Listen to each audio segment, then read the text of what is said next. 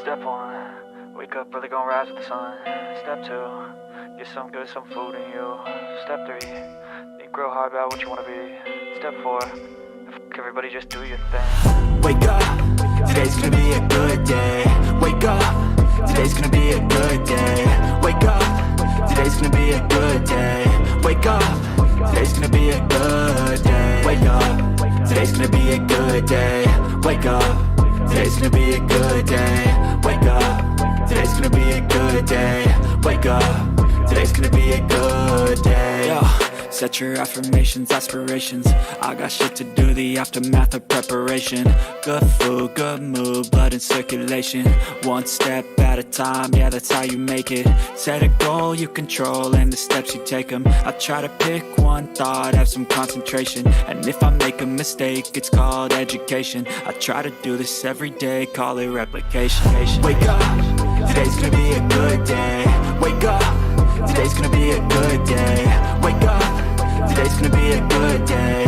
Wake up, today's gonna be a good day. Wake up, today's gonna be a good day. Wake up, today's gonna be a good day. Wake up, today's gonna be a good day. Wake up, today's gonna be a good day. So life ain't easy, yo, I think there's a reason though. Ups and downs, just like every different season, yo. Sometimes I'm high, other times I'm barely breathing, though. But you always gotta fight and hide from the demons, yo. Negative thoughts are poison, they rot. Head full of flies, so here come the clouds. They'll never stop unless I can swap all the bad for the good in my head when I'm lost. Yeah, so I'ma fake it till I make it. Positive thoughts are overtaken, I got patience. One day at a time is how you operate a cadence. A flow, you grow, you show yourself a foundation. Stay away from all the shit that causes temptation. I know that I like to do it cause it's sensation. I live my life in my head like a narration. Don't expect greatness, do my best, man, I'll take it. Wake up, today's gonna be a good day. Wake up, today's gonna be a good day. Wake up, today's gonna be a good day. Wake up, today's gonna be a good day. Wake up, today's gonna be a good day. Wake up, today's gonna be a good day. Wake up, today's gonna be a good day. Wake up, today's gonna be a good day. Wake up early, gonna rise with the sun. Step 2, get some good, some food in you. Step 3, think real hard about what you wanna be. Step 4, everybody just do your thing.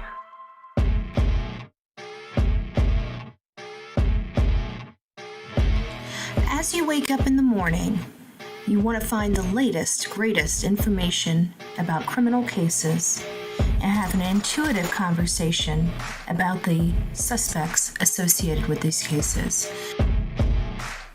Head over to the Bullhorn Betty channel on YouTube.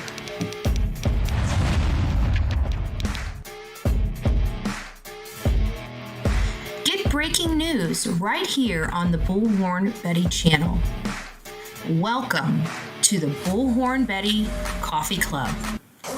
Enjoy your stay and enjoy your day.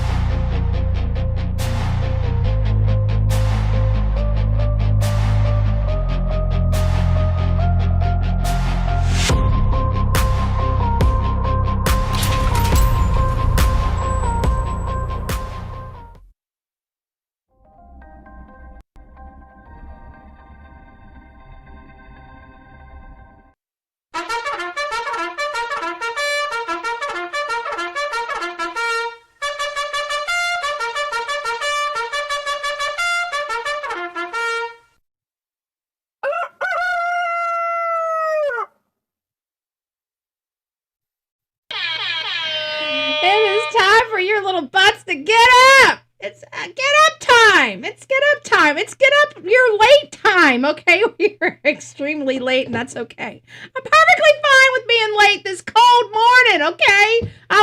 Delilah had woke me up at 3:30 this morning. 3:30 by 4 o'clock. Our tails were outside because she had to go pee-pee. 4 o'clock in the morning at 47 degrees in Florida. It was burr, but I sported it like, what, bitches? Cold ain't got nothing on Betty. The cold ain't got nothing on Betty. I lied. I threw on the robe and came running back in the house. It whipped my butt this morning. It whipped my butt. I promise you it did. It is nice to see you, Melanie. Eeyore Blues. Denise, good morning. Lisa B. Always. It's nice to see you. Our mom of 9.5 spoiled me rotten last night. Just FYI. Eeyores, it's nice to see you. Let them 66. Good morning. Good morning. Brown Chicken. Dollface Present. It's nice to see you, Love Bug. Hello, good morning, and yes, we are going to be talking about Camilla this morning. We're going to be talking about the political realm first, and then we're going to dive into Camilla so we can, open up conversation and look into some key factors. I didn't pull a whole bunch up. We'll do it in real time here this morning. Groovy Gal, Stacy, it's nice to see you. Good morning. The real Me Too up in the house, popping and locking. Carmela, good morning. It's nice to see you. True Crime Junkie up in the house. It's nice to have you. Good morning, Phil. Trust the Process. Hello, Bombastic. Tammy Crimes, it's nice to see you. Who else do we have? We've got Kathleen. Good morning. MJ. Good morning, love. Hopefully you're doing well today. Merry Christmas and happy early New Year's, folks. We're rolling into 2026, whether we like it or not. It's coming like a freight train. Ruby, it's nice to see you. Hope Floats, good morning. Cinderella, Little Orange Man, it's nice to see you. Freeside, well, good morning. Been a while, Love Bug. Hope you're doing well. Welcome. Who else do we have? Vicky, it's nice to see you. Good morning. I think that's it. Do we have anybody over here? Ambers, it's nice to see you. Good morning. Vicky, Bombastic. Look like you guys came over to the horizontal. Looks like we got 9 people over there in the vertical. Good morning to you, beautiful 9 folks. It's nice to see you. I hope you're having a great Tuesday, and I hope you guys are all bundly up and warm. YouTuber Frank, it's nice to see you guys. Good morning. Guys, I'm going to tell you right now, we've got a 5 o'clock show. Okay, this is on. Hey, Michelle, it's nice to see you. Frosty Moose, good morning. Big Mac Mike up in the house. It's nice to see you, love. Nice to see you. We've got a heck of a show today at 5. Okay, you guys see this, right? 2 pages, front and back of pages. Look at this, all printed, okay? This is going to be a show, if you have been watching the Sebastian Wayne Drake Rogers case. I'm hoping that my paperwork gets bigger than this, but we've got quite the show for you. I'm not going to tell you what is involved, but as you see, we've got charts. See these charts? These are charts, okay? We got charts. We are going to break down the first 2 interviews. That's Duchess, and that is the green shirt interview. We're going to be building on this. We are going to have a complete database for searching for Sebastian Rogers. Any question your little heart desires, we're going to be able to ask this system that I am building right now and have it produce some real results, okay? As you guys know, about a month or 2 months ago, I told you that we were going to start building something like this. We are getting into the actual process of plugging all the factual stuff. We're not putting Bullhorn Betty. I think they did it. Let's go. Let's go, right? No, we're not doing that. We're not doing that. We're putting in all of their interviews, all of law enforcement statements, all the factual stuff, whether we like to hear the information or don't, whether we agree with the information or not. These are the ones coming from the sources. These are the ones we're going to plug in. We're going to keep everybody's opinion, as much of their opinion, out as possible, and only focus on the actual stuff that we know to be true. We're removing the noise, okay? We're removing the noise from the Sebastian Wayne Drake Rogers case, and we are building this case. We are building this case. By the time this is done, I want a complete timeline. I want this thing to be able, I want it to be able to walk, talk, and tell me where the hell Sebastian Rogers is. You know what I'm saying? That's what I want. Now, do I think it's going to be that? I don't. I don't think we're going to, hey, Faye, Michelle, it's nice to see you. Did I get everybody else so far? I did. Okay. But I do want you guys to know that this is going to be a very, very well thought out live stream about this case. You guys know we've been going back to the beginning. We're not doing this just to fill space on YouTube. We're doing this because there's a child still missing. This child has been missing for 2 years. This has cost this channel. This case here has cost this channel more money than any other case has cost this channel. Okay, we have a financial need to see this case through. We have a personal need to see this case through. We have a heart part of us that, you know, the parental part of us to see this case through. The Sebastian Rogers case is the case. It's the only case that I will ever tattoo on my body, right? It's Sebastian's army, because it's going to take an army to take this Goliath out. You know, we've got a huge battle ahead of us. We know who the targets truly are, right? There's only a few of them. One of them has been fully, in my opinion, fully cleared. Okay, and that's Seth Rogers. There's no other, out of all the people that could possibly have done this, Seth Rogers is on camera, okay?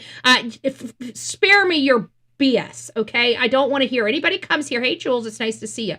Anybody comes here saying, I'm not right about, I don't want to hear you. Oh, I don't want to hear you. Please don't make me be nasty to you. I don't want to be a nasty person, but I don't want to hear you, okay? He was on camera. He's the only one out of the three that are on camera. So let's move past Seth, okay? We're not playing this garbage, not with the hate channels, not with anybody else. Seth was seen and observed on cameras during the time before and after the time Sebastian disappeared, period, okay? We're not looking at Seth, okay? We will say that, we did. I'm not wasting my time with Seth. He is the only person out of the entire United States of America that's involved in this case that was observed on camera, okay? So it's literally every other possible person in America before it's Seth Rogers, now that we cleared that up, okay? So Seth Rogers out, okay? Everybody else right now is in, okay? Including Bullhorn Betty, okay? I can tell you that I was situated in the state of Florida, far from Tennessee at the time this young boy disappeared, and as a matter of fact, didn't even have a vehicle during this time. So I can clear myself, you know, but in all fairness, just to put it out there like that, everybody is a suspect in the Sebastian Wayne Drake Rogers case, okay? You are a suspect in the Sebastian Wayne Drake Rogers case. I know you're saying, Betty, I didn't do it. I didn't either.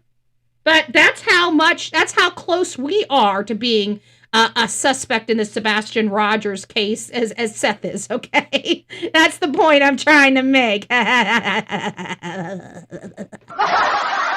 right, now that you guys get it. Now that you guys get it.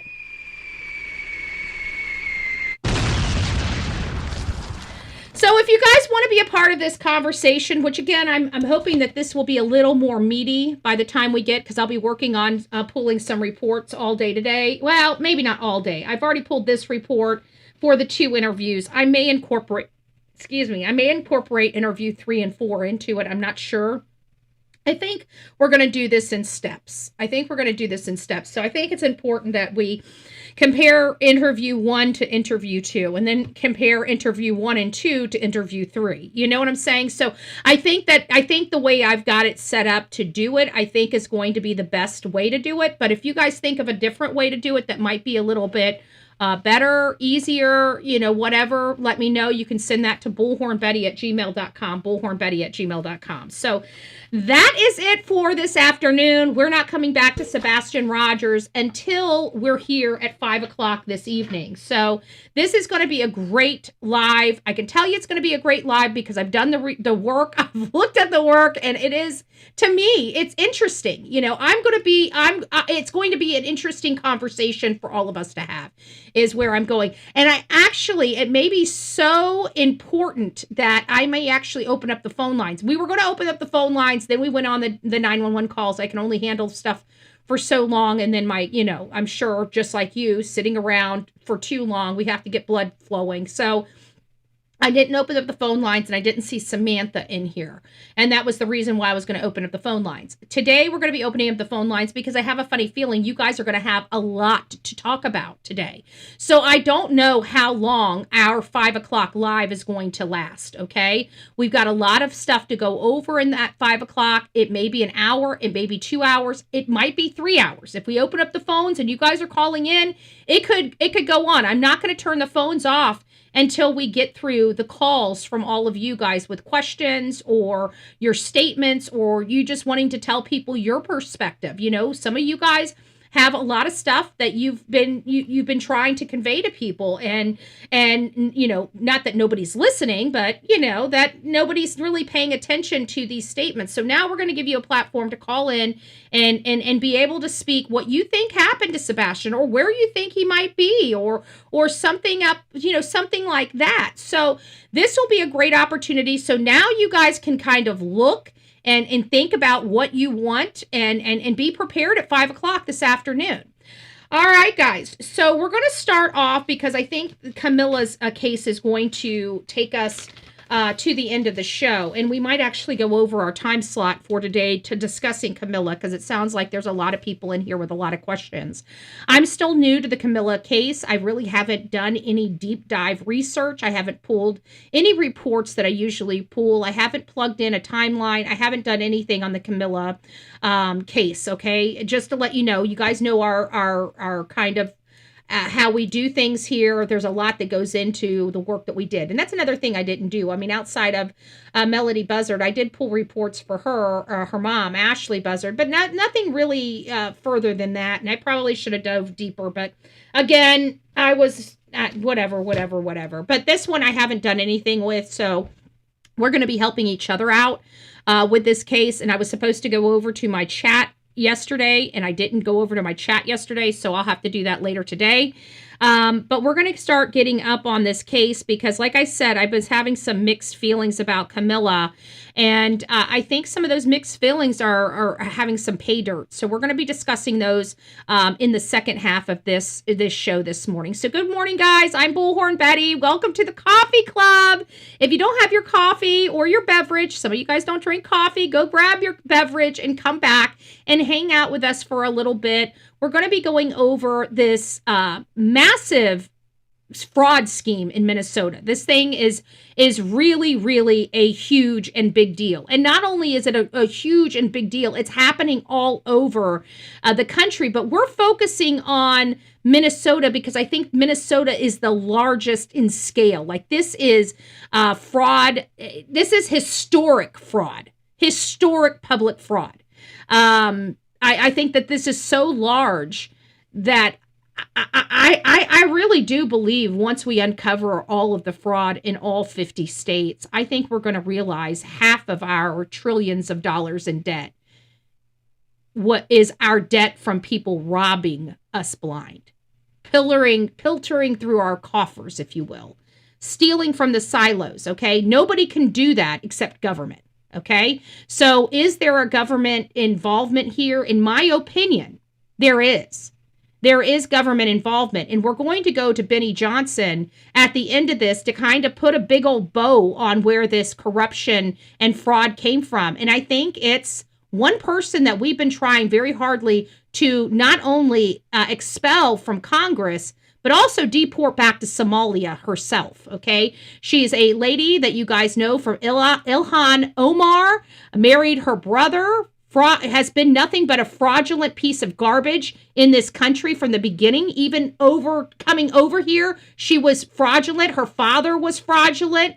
We're finding out how possibly we can undo whatever she has done, okay?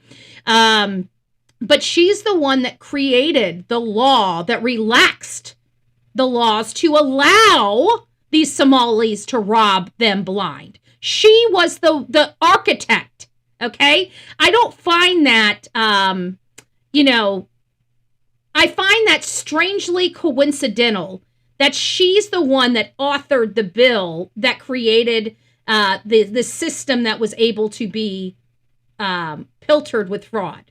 You know what I'm saying? Nebraska state government must have a balanced budget per state constitution. All fraud is investigated. Good. We need more of that. We need more of that because this right here, guys, to me, this feels intentional. This doesn't feel like we have to look at this. There were two people. Now, this is hindsight 2020. Let's look at this. I'm going to give you guys a conspiracy theory, okay? This is my conspiracy theory. I'm going to tell you guys it. I'm going to be straight up with you. And you guys are going to some of you are probably going to be going, do. And some of you guys are going to be like, yep, Betty, you're right.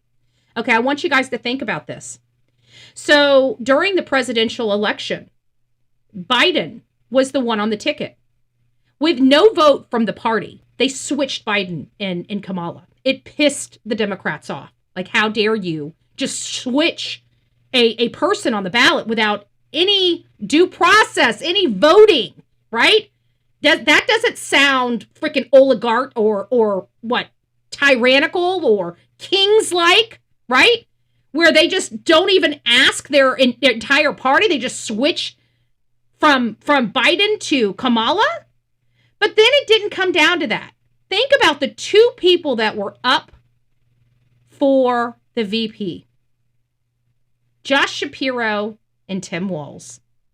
I've always believed Josh Shapiro was involved with the assassination attempt in Butler, Pennsylvania. It was not until after that assassination attempt that he was on the short list for VP. And Tim Walz was on the short list of VP. But Tim Walz was selected. Why? What did that campaign need more than anything else? They didn't need a dead president. They needed money. And it just so happens he now, hindsight 2020, happened to have the biggest fraud. And all of these child daycares and all of these medical practitioners that are now riddled with fraud, all donated to Act Blue.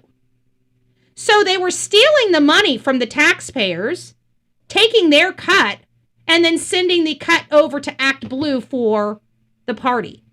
I think this is what they're going to ultimately find when they do their investigation and follow the money in Act Blue. I think that this was fraudulent. I think we're going to find out that this fraud is happening in all 50 states, and it's being funneled through that Act Blue account. And other accounts. I think they're smart enough not to hold all their eggs in one basket. I just think the Act Blue was the clearinghouse, it was the one that was the most well known. I know Tim Walz's own family wouldn't vote for him. I believe that. So that's kind of where we are with this whole thing. So now we're going to get here because I want you guys to understand that Nick Shirley, a YouTuber, much like myself, just in a different genre, right? He's in the conservative fighter, Republican causes. We're kind of in the middle of that. We do true crime, but I've always been politically active. You guys knew me from being a front row Joe, traveling the country, going to all these Trump rallies. We even did it during some of our true crime stuff. It's just one of those things that we have been heavily involved, except I took my channel to a different avenue because let's face it, politics is not necessarily the most popular in the entire world, and I didn't think that that was going to be the most effective. What was the core values of me? And it's law and order, so I don't see any other place for me to be other than true crime and building off that and building our political arsenal off these crimes and trying to really affect change across this country, because I think one of the most detrimental to our causes for everybody is violence. We need to be able to live to fight, right? Right? To argue with each other. We all need to be able to live. And so, I remember that, hearing his story, him almost being whacked and all kinds of stuff. He's really put himself out there as a YouTuber. And this one, he went out there and was dealing with the Somali population and he literally uncovered $110 million in fraud in literally several hours. It was the most insane thing that I think many of us Americans witnessed, because it's like this was so simple to identify.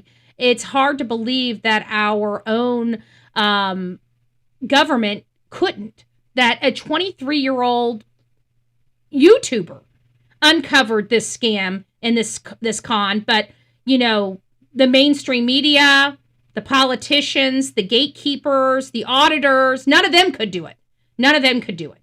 Just this 23-year-old boy that doesn't even live in the community came in there and showed the world to the tune of how bad the fraud is in this country, why we are so far in debt, how we are being robbed blind. It took a 23-year-old young, brave man to do that for the people here.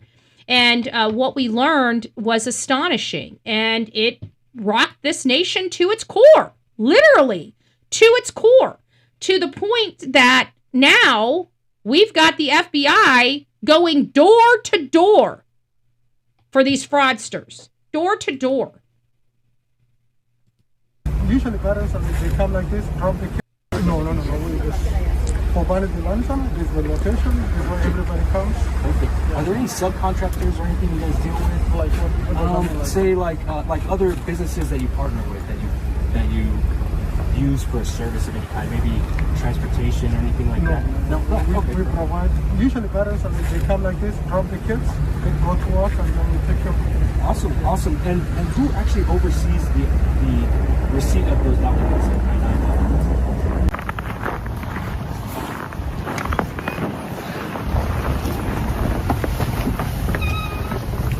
They are going everywhere. Stores, businesses, they are literally going door knocking. Door by door by door by door. Hi. Question, man. Are you guys associated with business next door? What kind of No. You know when the last time someone's been there? I see it's locked up and closed, but we have.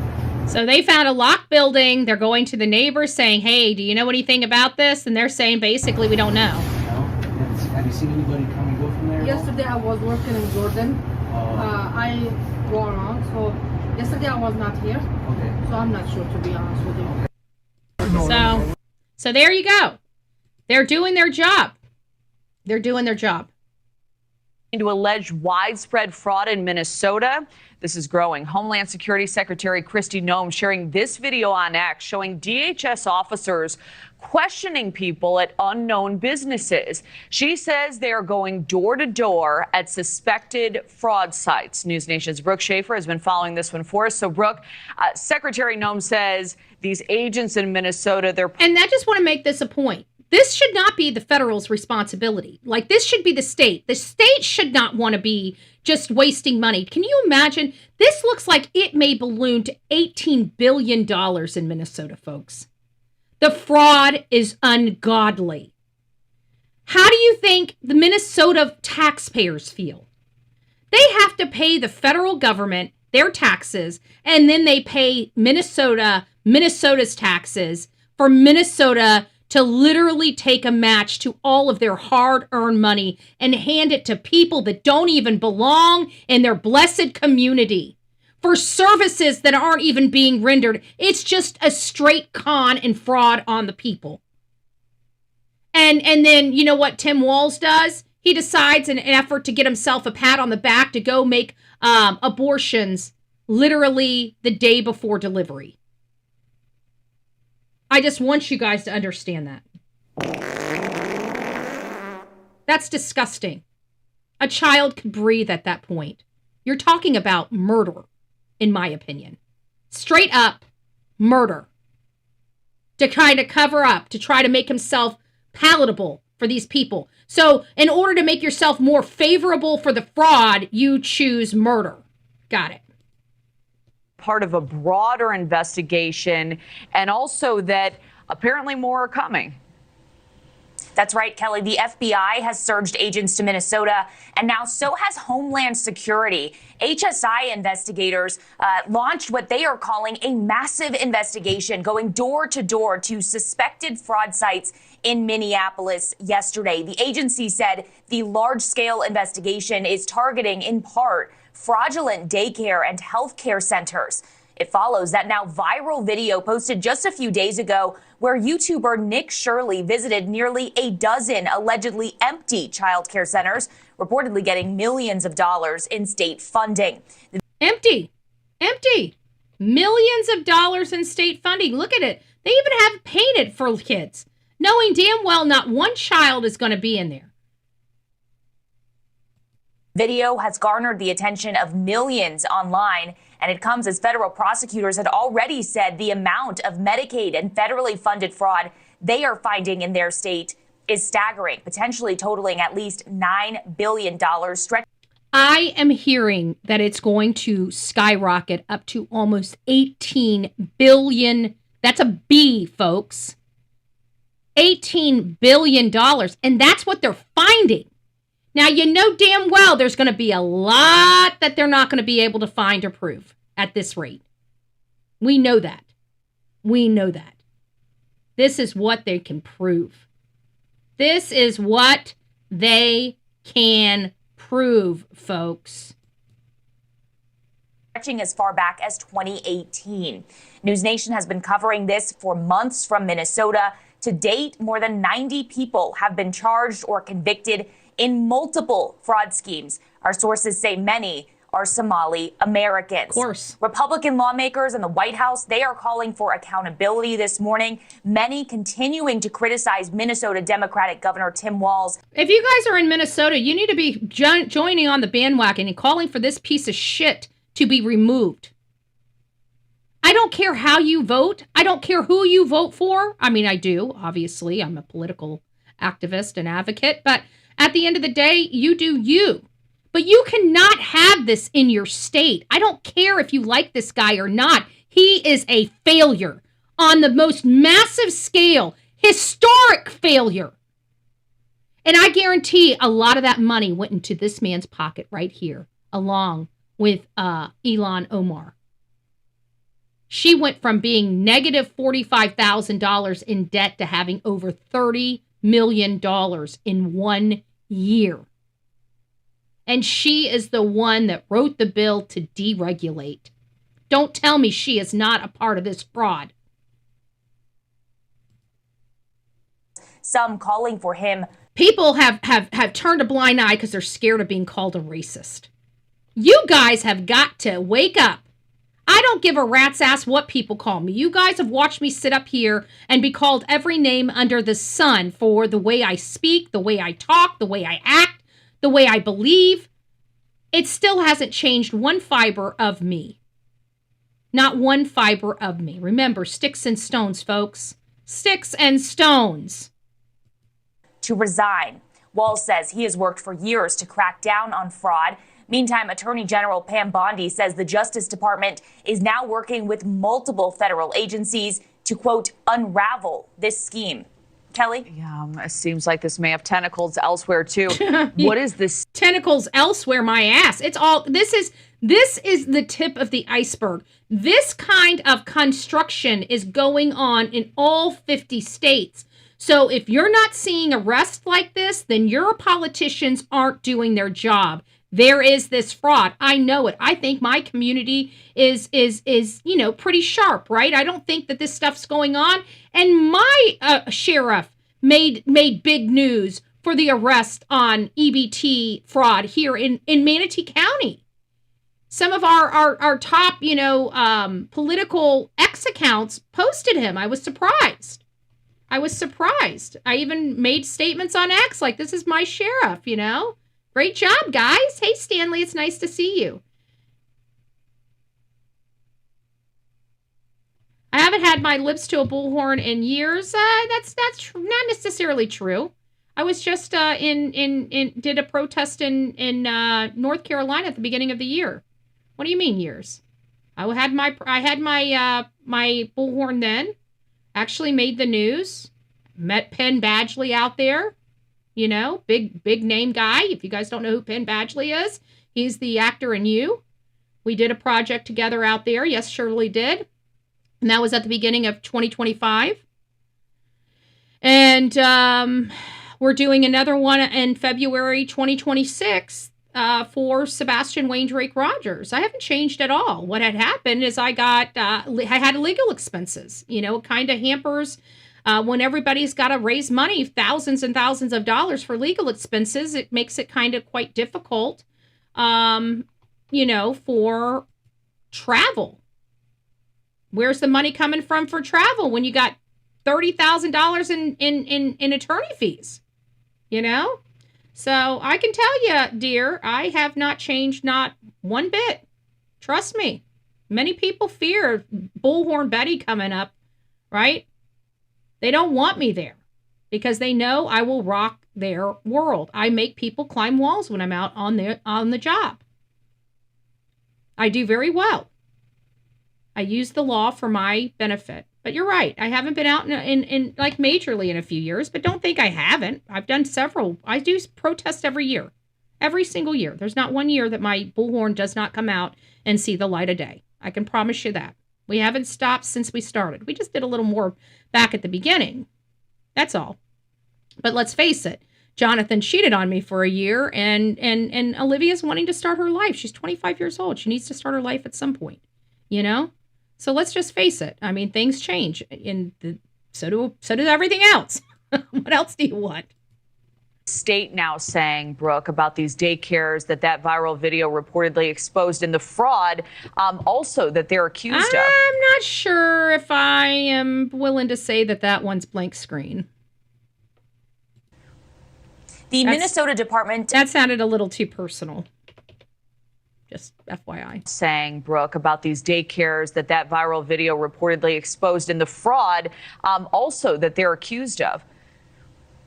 The Minnesota Department of Children, Youth and Families told us that they are aware of the video circulating online and they take the concerns very seriously. They told us each of the facilities mentioned in that video has been visited at least once in the last 6 months and that children were present during those unannounced visits. The department said children were present. How many? Because having children present and having 102 children present are two totally different things. Okay? Having some children around the office that are just these people's children, their own children, that's not sufficient. That's not sufficient. What does Sonia say? Should we do the troll? Should we do the troll video? I don't know. I don't think it is. I could be wrong. I could be wrong. I think that was a little more personal. If you aren't BS, I apologize, but you're still booted. Well, I still think the person needs to be booted. I'm just saying. I don't think for whatever reason that sounded too personal. Doesn't seem like that. Blank Screen likes to call me names and make fun of me, right? And make fun of us. And that was a little different. That was a little bit different. I don't know. So, according to this, fraud has no place in Minnesota public program. Each of the facilities mentioned in the video have been visited at least once in the last 6 months. Staff are out in the community today to visit each of these sites. I bet you they're going to be filled with kids, but they're not going to be filled with the kids that they say that. I mean, I want head counts. I want head counts. I can tell you, when we had our parks and recs going and wasting money for new equipment on all these parks, I personally went out there with my camera and took a picture of all the playgrounds. Not a stick of rust on these playgrounds, and they're wanting to put new playgrounds in. Not brand new playgrounds. And I'm like, absolutely not. We're not putting in new playgrounds in Manatee County when we don't even have a stick of rust on the playgrounds that we've got. They look brand spanking new. And we fought that. Sometimes it takes that, just going out there and looking at things. And that's what Nick Shirley did. He went out there. He didn't believe it. There's no possibility that this, and just one after the other, he's like, holy crap, this is real. This is really going on. And it's so brazen and blatant. So brazen and blatant. Hey, Outer Banks, it's nice to see you, love. Said staff went back to visit each of those daycares again yesterday. We reached out to the two daycares that were highlighted in this video. One of them didn't answer. The other one has a phone number that's now out of order. Kelly? All right. Oh, imagine that. Imagine that. You know you'll be following up, Brooke. Thank you. Unbelievable. Imagine that. Imagine that. Imagine that. Guys, this is where you're going to be fuming, okay? I don't know how I'm going to be able to do this. Benny Johnson, I'm stealing your clip. I'm sorry. I love you, man. But this is just too good. I'm not going to be able to replicate this. He did a great job on this. He's got the information. It goes from the Feeding Our Futures, which we knew about. This is the $250 million. This is what kicked it all off. We heard about this $250 million fraud scheme in the Somali. $250 million to what we're dealing with right now, $9 billion. That's going to skyrocket up to almost $18 billion. $18 billion. So we have, this Feeding Our Future mastermind, and we're sitting here looking, and I have to agree with Benny. He said almost the same thing I said.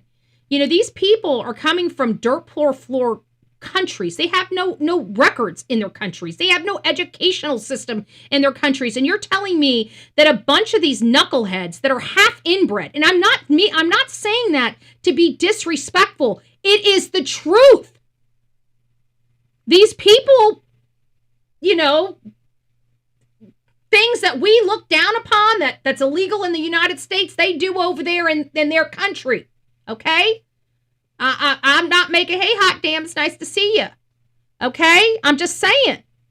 This is going to piss you off because it was a Somali that broke our system. That got into a position of power, changed the laws, and turned it ripe for her people to literally defraud the shit out of Minnesota. They did this for power and money. And the governor was just going along with it because, hey, he was going to be put in power, right? But he's too stupid to even see what's going on under his nose. It's so funny that they put these idiots in charge of the states. Why? Because they are so stupid, they don't know what's going on under their nose, and that's what they want. They wanted Tim Walz covering every single state. Why? Because they're too stupid to do their job. And what happens when you have a too stupid of a governor? You have an $18 million fraud, $18 billion fraud ring. $18 billion. $18 billion with a B, right? So federal jury finds Feeding Our Future mastermind and co-defendants guilty of this $250 million pandemic fraud scheme, which President Trump talked about. We had no earthly idea this $250 million was about to explode into $18 billion fraud. This is the biggest fraud perpetrated upon the American people in our history. And it was done by a bunch of shitbags from Somalia? Cut it out. Nobody believes that. Somebody with brains had to set this architecture up. I wonder who it was. It definitely wasn't the dumbasses that are running it. Who created this? Who built this? And to find the answer to that, you're going to have to look to the most powerful Somali probably in the entire world, which is Ilhan Omar. Ilhan Omar, of course, is quite famous. She's a member of Congress. She's been a member of Congress since 2018, elected because Democrats dumped 100,000 Somalis in Minneapolis. Wow. And they were able to facilitate a condensed population so tight and so tightly knit that they were able. You find this out. Like even the Islamic folks, they're finding a place in Texas to assimilate.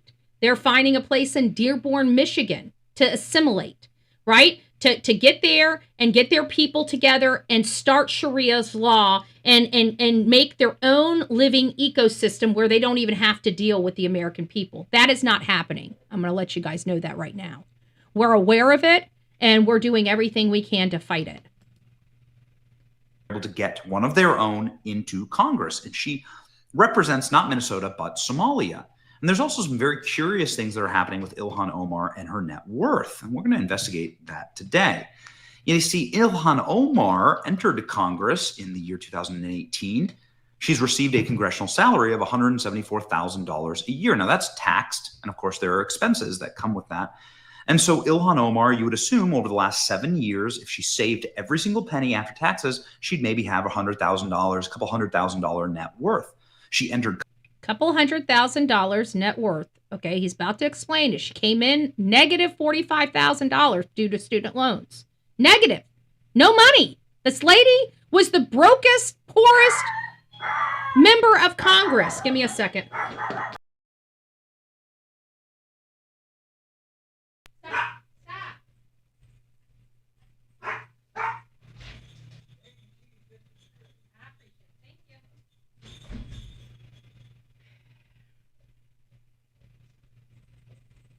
Sorry about that. Neighbor bringing me stuff over. I don't have the room to eat right now.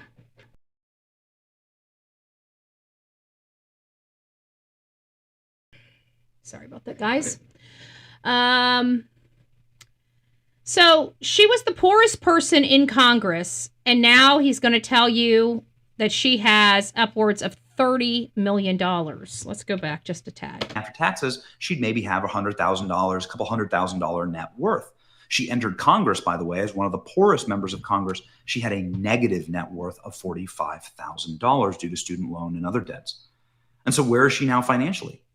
Well, according to Ilhan Omar's own disclosures, she's now worth nearly $30 million. How's that possible? Well, certainly not on her congressional salary.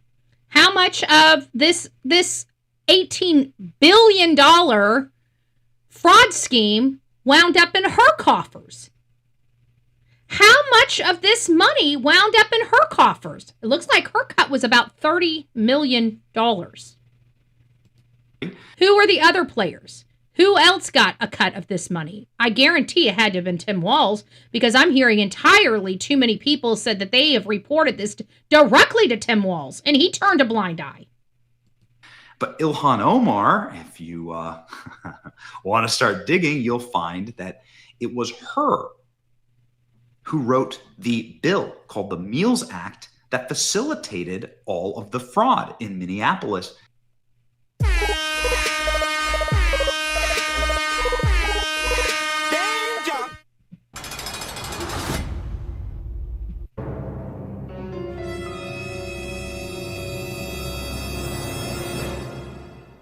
All right, let's listen to that again. Find that it was her who wrote the bill called the Meals Act that facilitated all of the fraud in Minneapolis. Here, this case, this scheme was created by Ilhan Omar and her legislation. The people who ran the scheme worked for Ilhan Omar's congressional race. They staffed her race.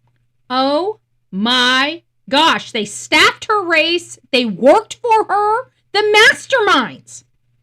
The masterminds. They donated to her. Ilhan Omar was seen serving food at this fraudulent kitchen.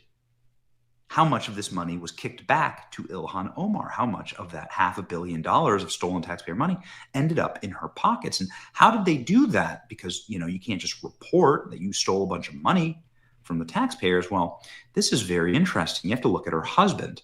Ilhan Omar's husband, her third husband, not her brother husband, his firm has quietly started to scrub their website. This dude is super shady, and he's the reason why. It's pretty bad when you start hearing an alleged venture capitalist, right, start scrubbing websites. That's not shady at all.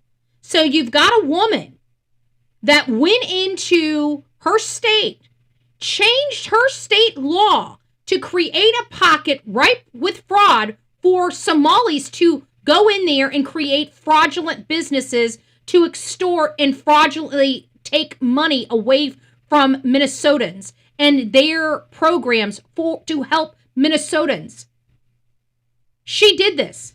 And then how is she rewarded? She went from being negative $45,000 into debt to having over $30 million in a single year.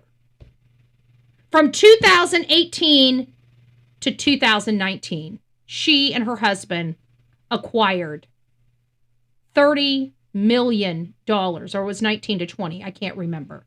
We'll find out. Why Ilhan Omar seemingly has so much wealth. His name's Tim Minette. Let's read. Ilhan Omar's husband's venture capital firm is quietly scrubbing key officer details, including former Obama officials. Wow. As scrutiny grows, skyrocketing wealth, the Post has learned. Did Obama? Obama's another person that cashed in really big. Is he getting a kickback too? Ilhan Omar went from being broke to $30 million in just a year. A year. This makes her one of the poorest, from the poorest member of Congress to one of the richest members of Congress, and she wasn't even born in America. Do you guys understand this? I'm hoping you guys are understanding what I'm trying to show you guys. How the hell does that happen? This is potentially due to the massive up to $9 billion fraud scheme involving the Somali community in her district, of which legislation she wrote. Again, this is called the Meals Act. She introduced the Meals Act in 2020, relaxing oversight of congressional-sponsored children's meals programs during the pandemic, which critics say allowed the fraudsters to claim they served millions of meals without verification while pocketing the government subsidies. Shortly after the scheme played out, here's where it gets interesting. Omar's husband, political consultant Tim Minette, launched Rose Lake Capital, a venture capital management firm, in 2022. The company saw its reported value go from zero in 2023 to between $5 and $25 million in just a year. Oh, it's 2023. Sorry, it was after the fact. It was after the fact. Who's their customers? Well, we don't know. It touted the officers $60 billion in previous assets under management. This is an amount that would make Wall Street's eyes water. There's a lot of strange things going on. Says some eggheads in D.C. She was basically broke when she came into office. Now she has $30 million. What's going on with these assets? Rose Lake Capital, which touts its deep global network, built in on-the-ground work of more than 80 countries, and had less than $1,000 in assets in 2023, according to financial disclosures. Yet despite the... So I want you to explain. We have the biggest fraud from the Somali population in American history. And then we find out that the only Somali person in Congress is the one that wrote the bill to relax the oversight law that created this vacuum for this fraud. And she went from being the poorest person in Congress to having $30 million in her account in a single year. I don't really care if you call me racist or whatever you call me, but I want her expelled from Congress, and I want her sent back to her shithole in Somalia. You can call me whatever you need to call me. I'm perfectly fine, okay? Your opinions of me do not affect me and does not matter. And I think everybody needs to start standing up and speaking up without fear of being called a name. I don't give a shit what people call me. What I give a shit about is that $18 billion is missing from the American coffers. And that could have helped a lot of children. We've got a Department of Children and Family Services around this country that is not functioning properly. And we've got people with their hands out and stealing money that could be going to protect children. That's the only thing I care about. That's it. That's it. reported windfall, the business's only address is a WeWork office in Washington, D.C., according to its LinkedIn page. Between September and October, the federal prosecutors announced charges against 8 more individuals, including 6 of Somali descent, for their roles in the welfare scheme. The names and bios of Rose Lake Capital's 9 officers and advisors were scrubbed from their website. Wow. None of them were charged with fraud. These names include a bunch of... None of them were charged with fraud, but they should be. But don't worry, we have Pam Bondi, so bet your ass nothing will happen. Obama people, like former Obama ambassadors, former Obama ambassador to China, former DNC treasurer, former CEO of Amalgamated Bank, which was called itself the Institutional Bank of the Democrat Party. So this is just a massive Democrat lobbying firm.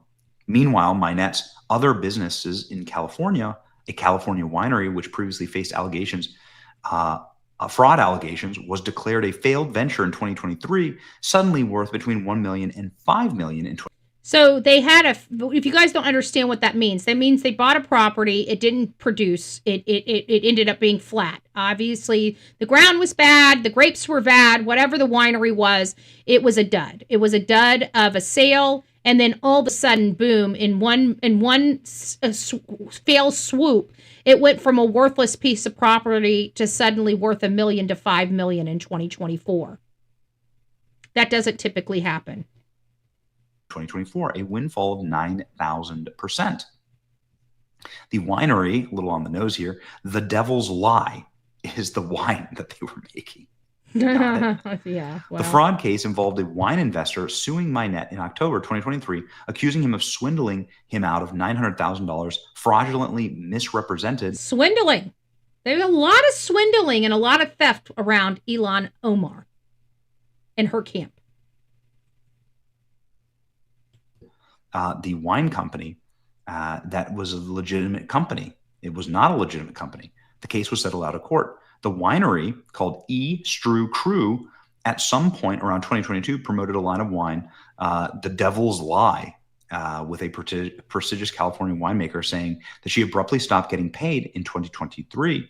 The business was only worth $15,000, but suddenly between $15,000 and $50,000, and then all of a sudden it's now ballooned to $1 to $5 million. That's somebody fluffing the books to say that they have more net worth than they do. That's fraud. I just want to let you know that's fraud. Suddenly, Ilhan Omar was claiming that it was worth $5 million. You can see Ilhan Omar's claims right here in her financial disclosures report. You can see she makes a salary here from the wine company. Here's the creepy wine company that's allegedly out of that's not even a real company. It's claiming defunct. that it's worth $5 million. And here's the Rose Lake. It's a defunct company. Capital claiming $25 million. $25 million in a single year. In a single year. She went from being in debt to being plus $30 million. You know, I think if everybody could just go and become a politician for 4 years, I would think we would be able to live the American dream in a matter of 4 years. We should all have a net worth of $100 million. All we need to do is go into Congress for 4 years. That's all we need to do, folks. Don't you know that in order for you to live the American dream, you have to be off the middle class tit? You got to rob them blind? And the only way you can do it lawfully and legally is become a politician. And then there you go. You can rob us blind and never even have to deal with consequences. Imagine that. And by the way, we have Pam Bondi, which doesn't do shit. So there is that. See, she technically has no other money. No other money. Just these two things. So what's going on? $30 million. Exactly. Despite the high net worth place on the business, the website is a broken link. The phone numbers are disconnected. Wow. And the last social media post dates back to 2020. Wow. So even the business that they're saying they have $30 million at this their phones are disconnected. This sounds like the fraud that we're hearing that's going on in Somalia or over in Somalia over in Minnesota. Right? I didn't mean for it to come out like that. But you guys get it. Wow. 23. If So this while working doesn't families are piss, if this doesn't piss everybody, this is our money, folks. This is stuff that goes to our kids that need help. $18 billion gone. And not one American child fed. Not one American child with new clothes or a roof over their head. Not one American child with jack shit to show for $18 billion. What in the hell is going on here in America? And why don't you just give that money, that $18 billion, directly to the damn families? How many families could be helped with $18 billion? Just give them the cash.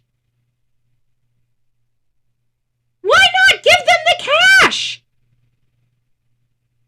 Why do these people need the cash? It seems like the people that are struggling need the cash before the businesses.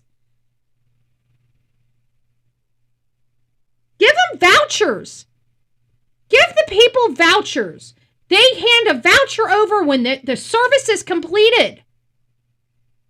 That's okay. Thanks for Din, love. I appreciate it. Great shake. Great shake. $18 billion. That could have changed a lot of people's lives in Minnesota. $18 billion. Good gracious. Being ripped off in a massive welfare fraud scam, Omar's campaign took money from convicted fraudsters. Her husband launched a firm that suddenly ballooned in value, and Tim Walz looked the other way. What is the population in Minnesota?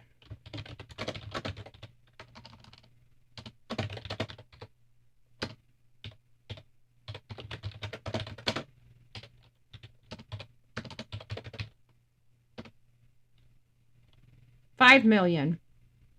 5.8 million. 5.8 million. Okay. So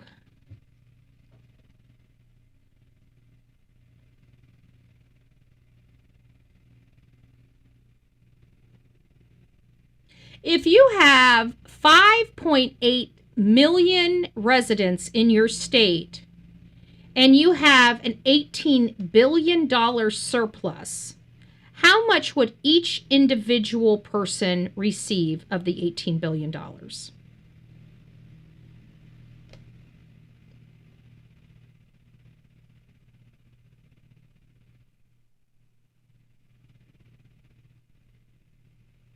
Oh my God. Oh my God. Do you know? And I want you guys to make this make sense. Do you know that every single resident that lives in Minnesota, that means mom, a father, the children, every single individual that is on the census report, every single person. So if you would have had a house of 4 people, you would have been receiving over $12,000. Tell me that would not help a family. Every single person in the state of Minnesota could have received $3,103.45 from the fraud. Every single person. Again, every single person. Not every household. Every single person. 5.8 million people in the entire state of Minnesota. Every single person. With the amount of fraud that just went on, they could have each got over $3,000 a single person. Most people don't spend $3,000 in taxes a year. Our taxes are worthless. We are paying so much money that we literally can be robbed blind here in America.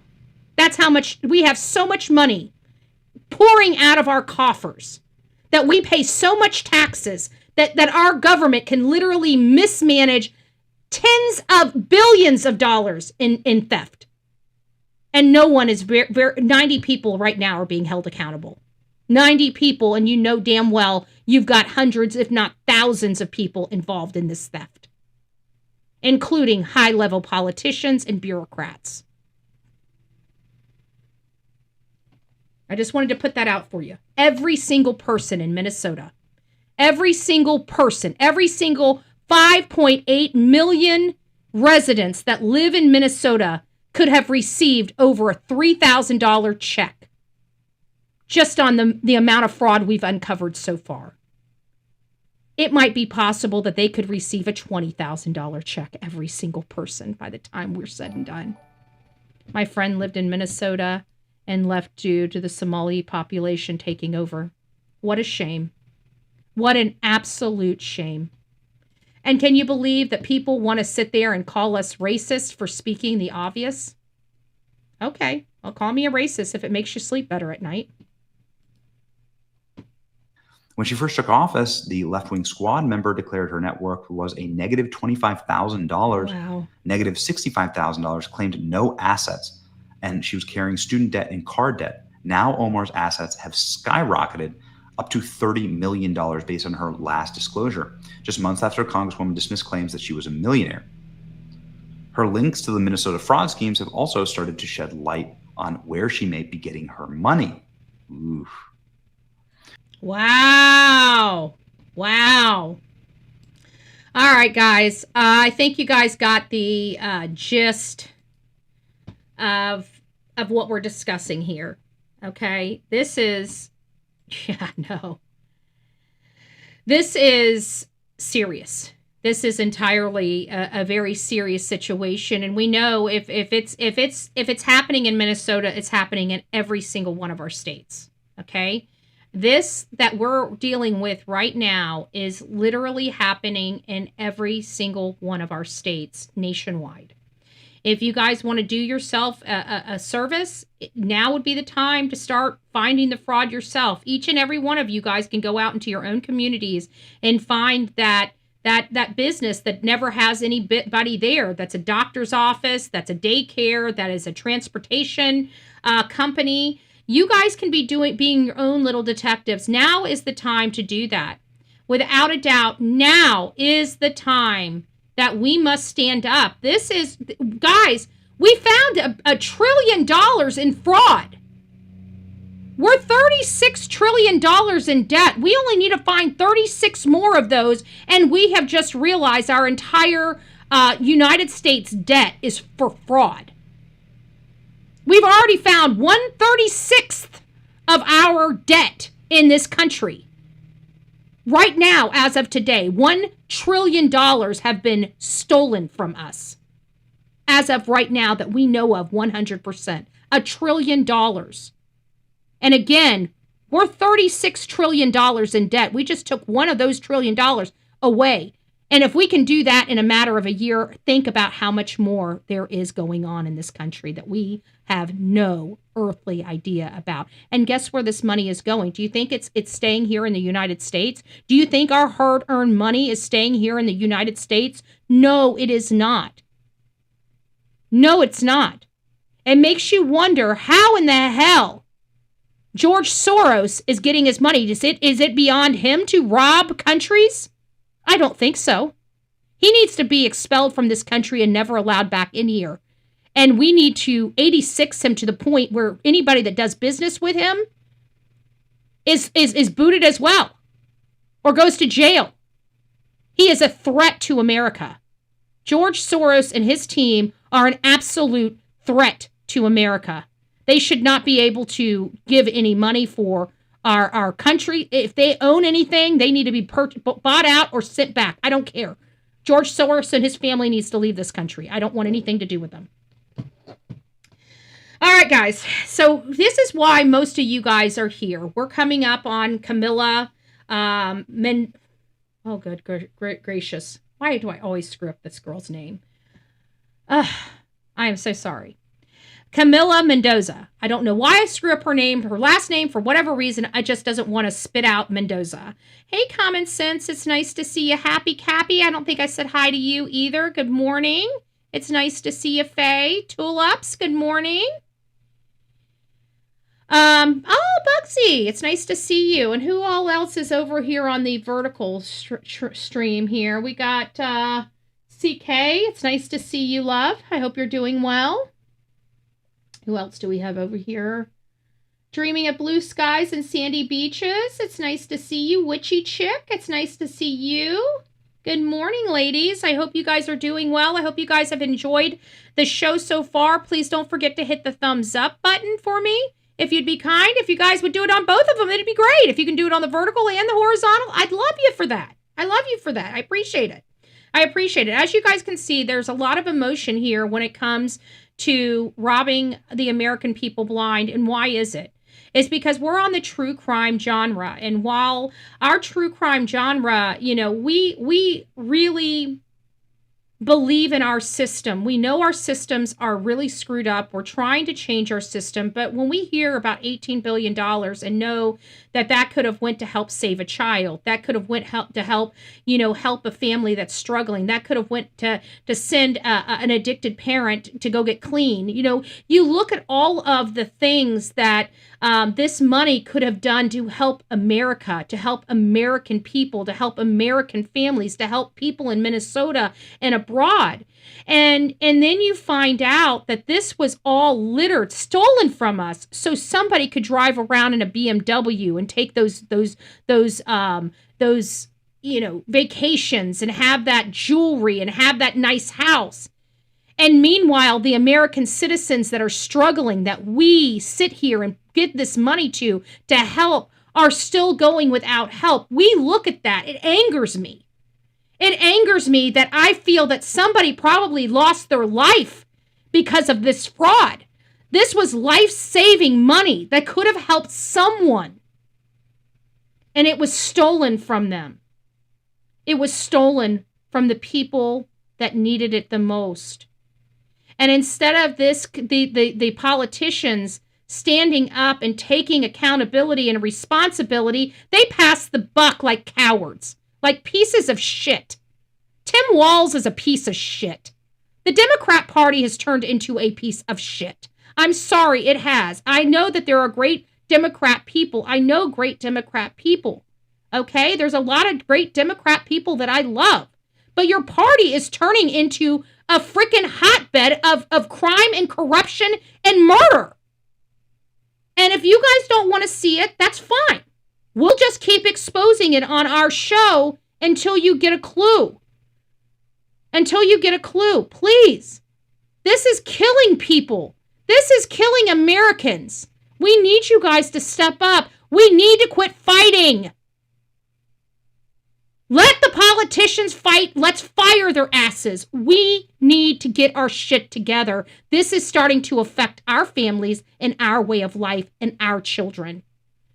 $18 billion, folks. Every single person in Minnesota could have had $3,100 a piece. A piece. And it just went up in smoke. Children unfed. Families still struggling. A family of 4 could have had $12,000. That's life-changing money for people and families that are struggling. And it was robbed from them. There's no excuse for that. There's no excuse for that. And then we come over to this case with Camila Mendoza, and, you know, it was the phone. For me, it's the phone. For me, it's the phone, okay? The 19-year-old turning off the phone and leaving it on the bed. It's the phone, okay? It sounds like she may have willingly walked off. Potentially. Okay, guys? Hey, Miss Thornton. It's nice to see you. I hope you're doing well.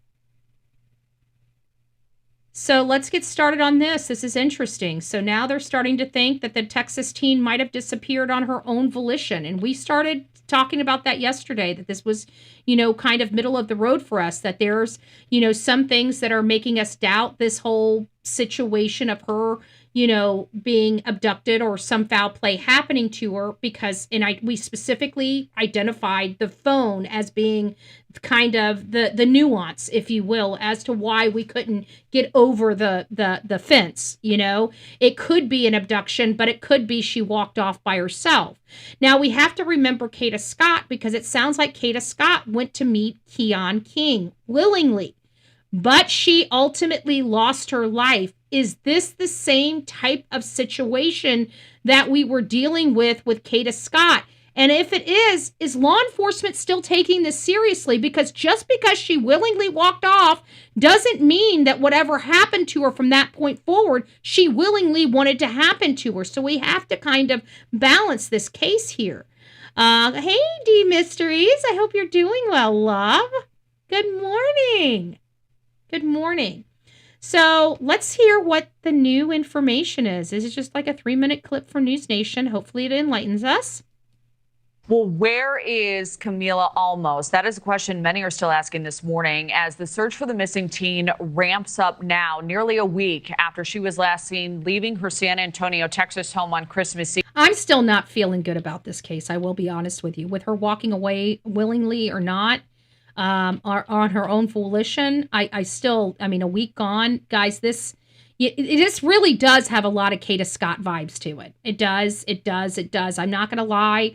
But again, you know, I'm not looking at that because please look up red flag girl dad rescued her from Texas. I saw that. And that's what we said yesterday on there is that there's this uptick. We actually went over what's this one? This is Sebastian. We actually went over that yesterday about this case and about the the crime statistics, and we specifically brought that case up about the young girl where her father tracked her phone and found a half-nude man with a knife, that had abducted the child or the young girl, rather. And so we're definitely hyper aware of things like that going on in California, which is also playing into this whole recipe, But it's the phone being left. And we even talked about, let's just go over some of the stuff we talked about yesterday. We even talked about the three main components, what it could be. There's only 3 paths forward, in my opinion. Voluntary disappearance means she willingly, kind of like, what was that woman's name? Carly, from Hoover, Alabama. Remember Carly, what was her name? I can't remember it, but she was from, I remember Hoover, Alabama. She, hey, Alcoholic. She said there was a white toddler on the side of the road and her wig and whatever. Russell, there it is. Carly Russell. Thank you. Carly Russell. She voluntarily, even though she set it up for her to be this missing person, she voluntarily disappeared. But there's also an accident or medical emergency, which this rings true to me. I've had a friend, we graduated, my sister, she was in my sister's class, and they graduated high school. I was a year or 2 behind them. But Crystal Seleska is her name, and she had just graduated with my sister, and she was she never knew that she had any medical issues whatsoever with her. And she was walking to her boyfriend and never made it to her boyfriend's house, and there was a search here for her. And on the way to her boyfriend's, she had some type of cardiac arrest. Young girl, 18, not on drugs or anything like that, but she did obviously have an underlying medical condition she was unaware of. And on her walk to her boyfriend's house, she keeled over and died.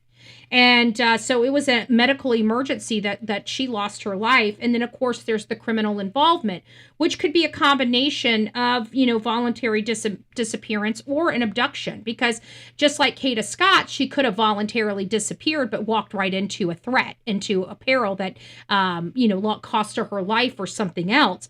And we cannot dismiss these young kids this day and age being on social media and other things where they have an acquaintance possibly involvement, but really the coercion or the grooming aspect that really does come with some of these social media chat rooms and other things. Opportunistic abduction, like if she was walking and somebody just, jumped out and lunged at her, much like Rachel Morin or Lake and Riley. However, with their case, they were there. They were right where they were attacked. Both of them, they were AR'd or attempted. I think Lake and Riley wasn't quite, AR'd, but it seems like the attack on her was sexually motivated, in my opinion.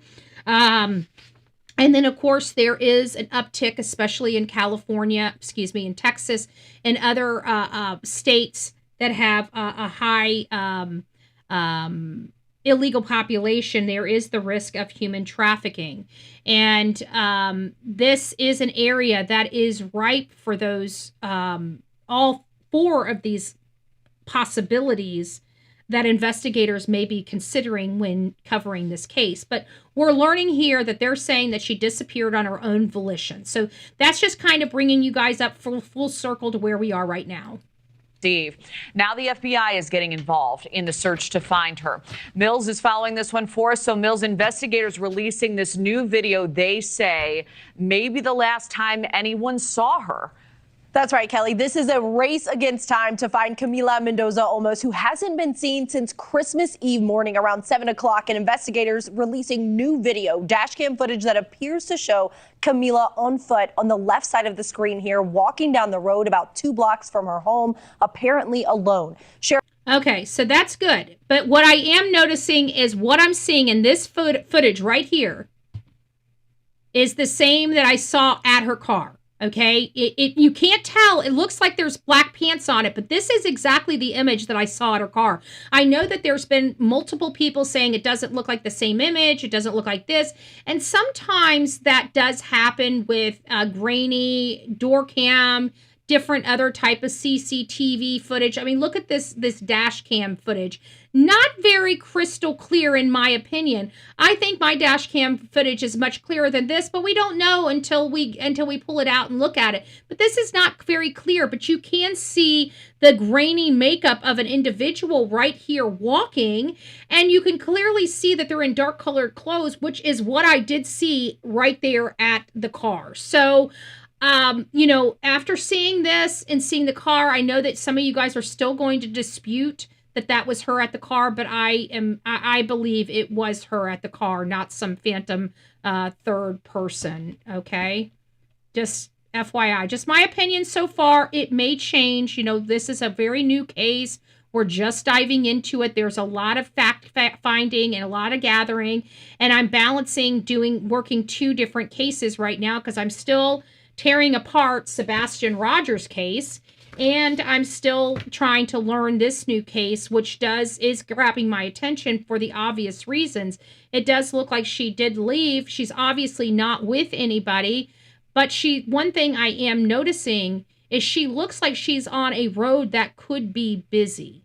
And this is a problem for me. It looks like this is a road that would be traveled by people. And how do I know that? Well, look at it. It's a large road. You got 2 lanes. It's nicely paved. You got great strips down the middle. You've got bike path. You got a sidewalk, and you've got running paths. That tells me that this is a well-constructed road. They're not going to get a well-constructed road like this unless people are using it to pay for it to be looking like that, to have this extra run path, to have the sidewalks. This is all cha-ching, cha-ching, cha-ching. They're not putting that, okay? I know a lot about, you know, our where our projects need to be, how much this stuff costs to do. You should turn something into looking like this versus just a regular residential street. This is a lot of money in this road construction.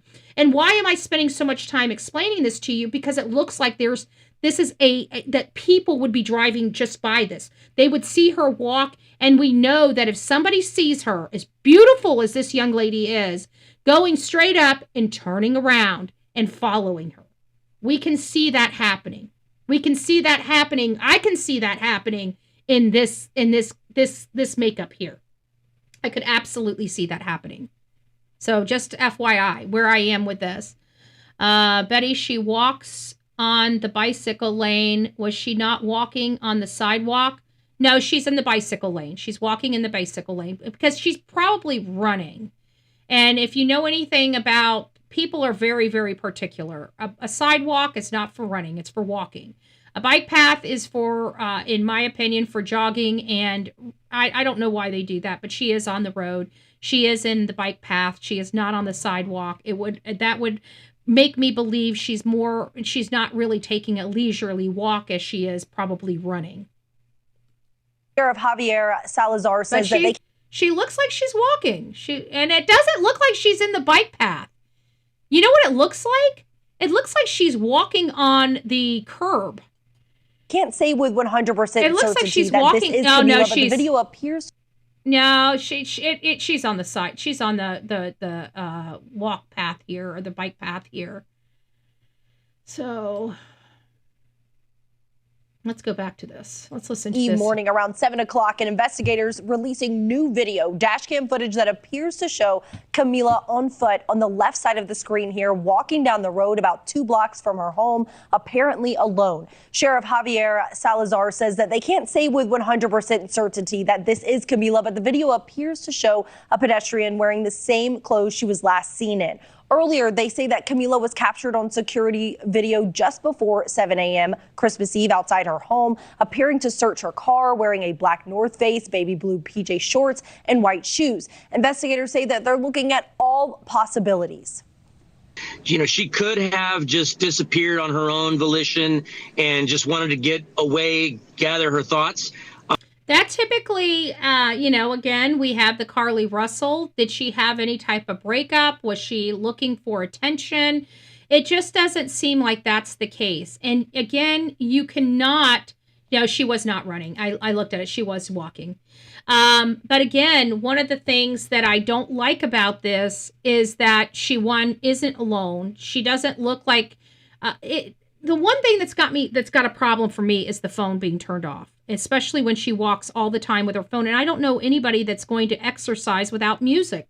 I think it's a pastime. I think, all of us have a tendency, even walking. If we're walking, we want to listen to our favorite song. We want to bebop along, It just doesn't make sense that we have a 19-year-old girl leaving her house at before 7 a.m. and turning her phone off and leaving it on her bed, not in her dresser, not in the bathroom where she's getting dressed, where she's brushing her teeth, not at the kitchen table where she's having coffee or orange juice or grabbing a drink of water. None of that. It's turned off on her bed. And that's a problem for me. That's a clear action. Now, I don't know what that action quite means. It could mean several different things. But for me, it's just something that we need to take note of, that this could very well be a hint that she did this herself. And again, she might have been meeting somebody. She didn't want anybody knowing she was meeting. And it could have taken a terrible turn. She could have met a guy on a chat and they agreed to meet at so-and-so, leave your phone at home, whatever. I heard she had a breakup and was upset. So we're hearing that there may be a breakup. And if that's the case, I'm worried about the boyfriend for 2 reasons. One, if he broke up with her or cheated on her or something like that, she might be a little vindictive. I'm not saying that's her. I don't know her. Okay. This is just theorizing. Okay. We're just throwing some stuff out there. I don't want anybody getting their feelings hurt. We're just throwing some stuff out there. Oh, thank you. Let them 6C6. I appreciate that. Maybe it died or she couldn't find it that way. They said it was on her bed, like right on her bed. Right there. From everything I can tell, it wasn't hidden. It was right there on her bed. And everybody, and it said it was, I had 2 different statements. One saying that it was not on, and one says that it was powered off. The one that says powered off is the one I'm paying so much attention to, because in order to power it off, then you need to do certain things to power it off. Not that it died, to power it off. So I'm very curious if the phone had battery juice in it or not, and I don't think we are going to. Mom slept with her at night, emotional, yeah, and a lot of people, I understand that's the way my little sister and my mom are as well. If they can pack up in a room together, they will, so they're just very close like that. There is a concern regarding self-harm, so that could be what's going. Whoa! Where a concern of self-harm. So now, if there's a concern of self-harm, then there's obviously something going on in this lady's life that is a concern. And like I said, I'm not comfortable with how long this has been. It's been over 5 days. She walked away without her phone. Okay, now we're hearing, now that changes things a little bit. That changes things a lot. Okay, nobody's going to say the possibility of self-harm if there's not a possibility of self-harm. Wow. Let's listen to this again. So that could be what's going on here, is she may have gone and harmed herself, or she could have been abducted. At this point, we're looking at that whole spectrum of possibility. Gather her, have just disappeared on her Black North possibility, and just wanted to get away, gather her thoughts. There is a concern regarding self-harm, so that could be what's going on here, is she may have gone and harmed herself, or she could have been abducted. At this point, we're looking at that whole spectrum of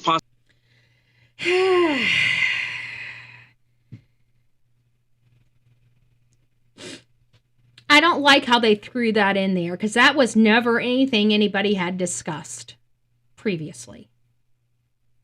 And now they're saying, News Nation is saying that she may have disappeared on her own volition.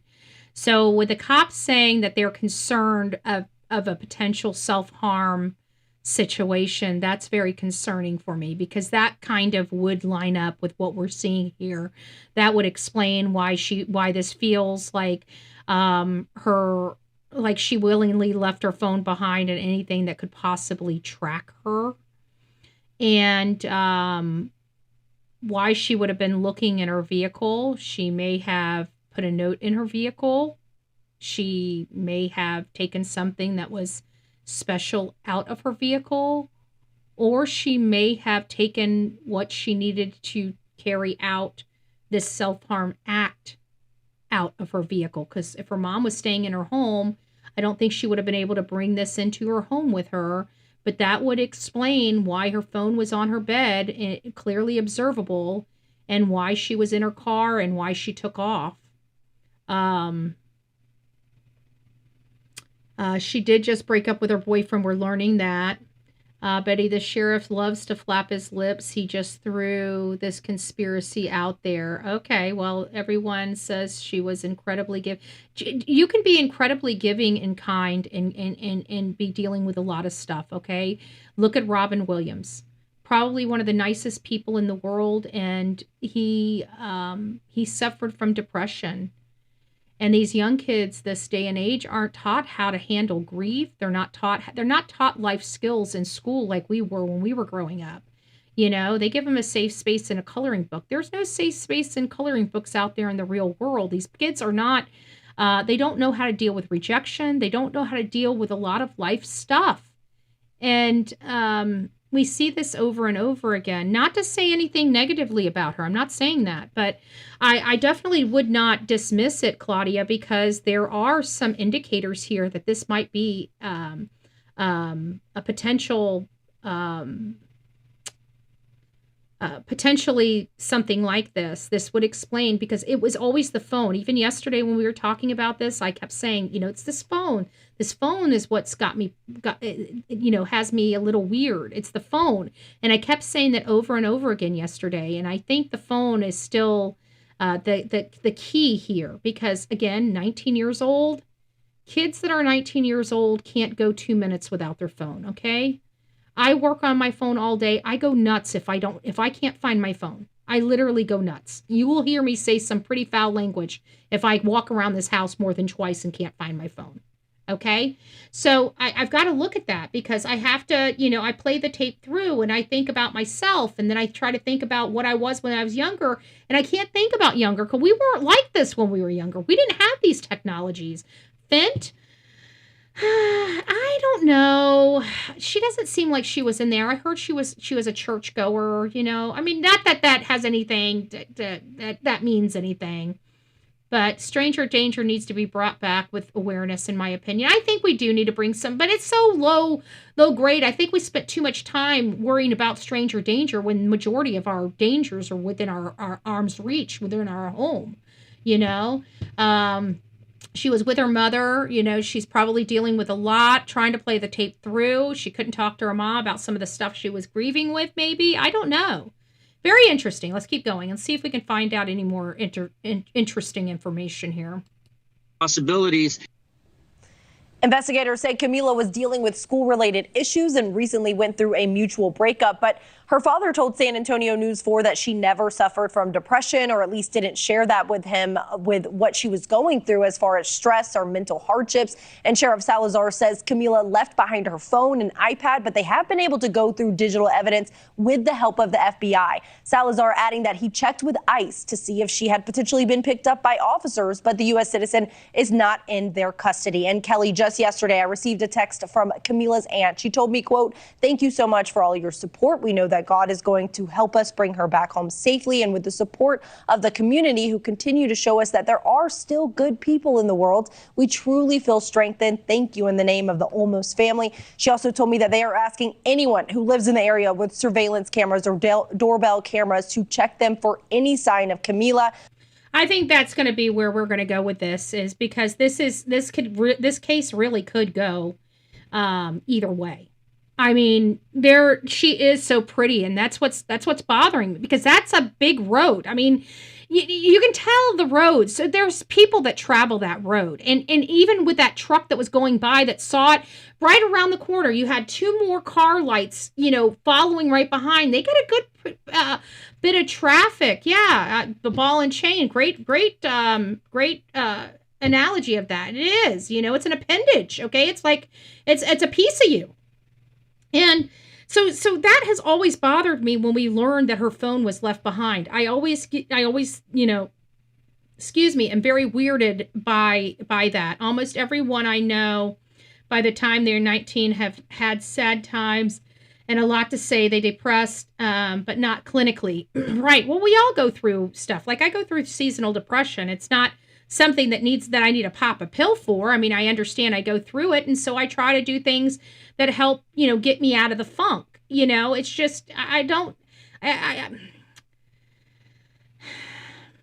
know. I just, I have seasonal depression, but the thought of, outside of being like 15 and things going not my way, of course, when I was 15, 16, 17, of course, if I had just the right ingredients, I might not be here, because that's the way we teenagers are. It's like, oh my gosh, I didn't ask to be born. I don't want to be here, So outside of stuff that I thought or did when I was younger, I don't ever think about, self-harm or anything like that. I think even with everything that was going on with me, I try to keep an upbeat personality. Did it wear on me at times? Yeah, it did wear on me. So I know that stuff can wear on even the most, sane people.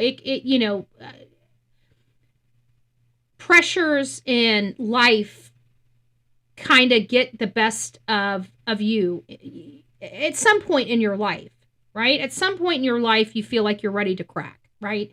If you go through life and have never felt the pressures of life, consider yourself lucky. If you just had a life like that, you are like one in a million.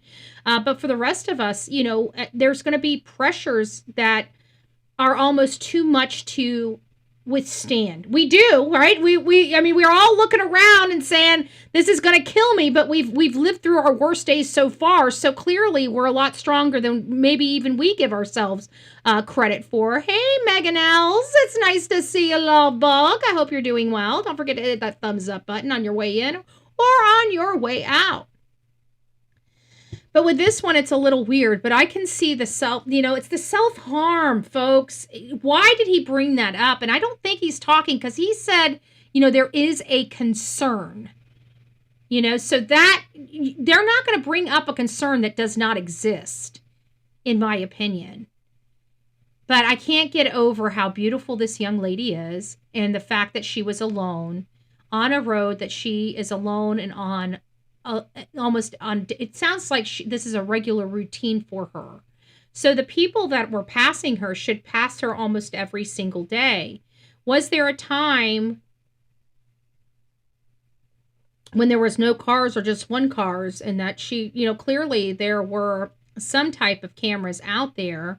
She got a car camera. So if you are in this area and you come across the Bullhorn Betty channel, I think at this point, we just need to ask you to look at your Ring doorbell, your dash cams, that dash camera. Thank God for the person that took the time to look. They found something. This could help at least lead to where she may be. If we can find some areas out there, best thing I've done as a mother is get early mental health treatment due to the mean girl bullying. Yep. And that's it too. But I would like, I just wish that people would be instilling in people the noise. When I was taught, we were taught to have tough skin. Like, people picked on us. Our teachers, they would be like, go deal with it. Like, I mean, you got no special treatment when we were growing up, okay? Maybe that's what makes us so rough around the edges, but I'd rather be rough around the edges than a foo-foo, okay?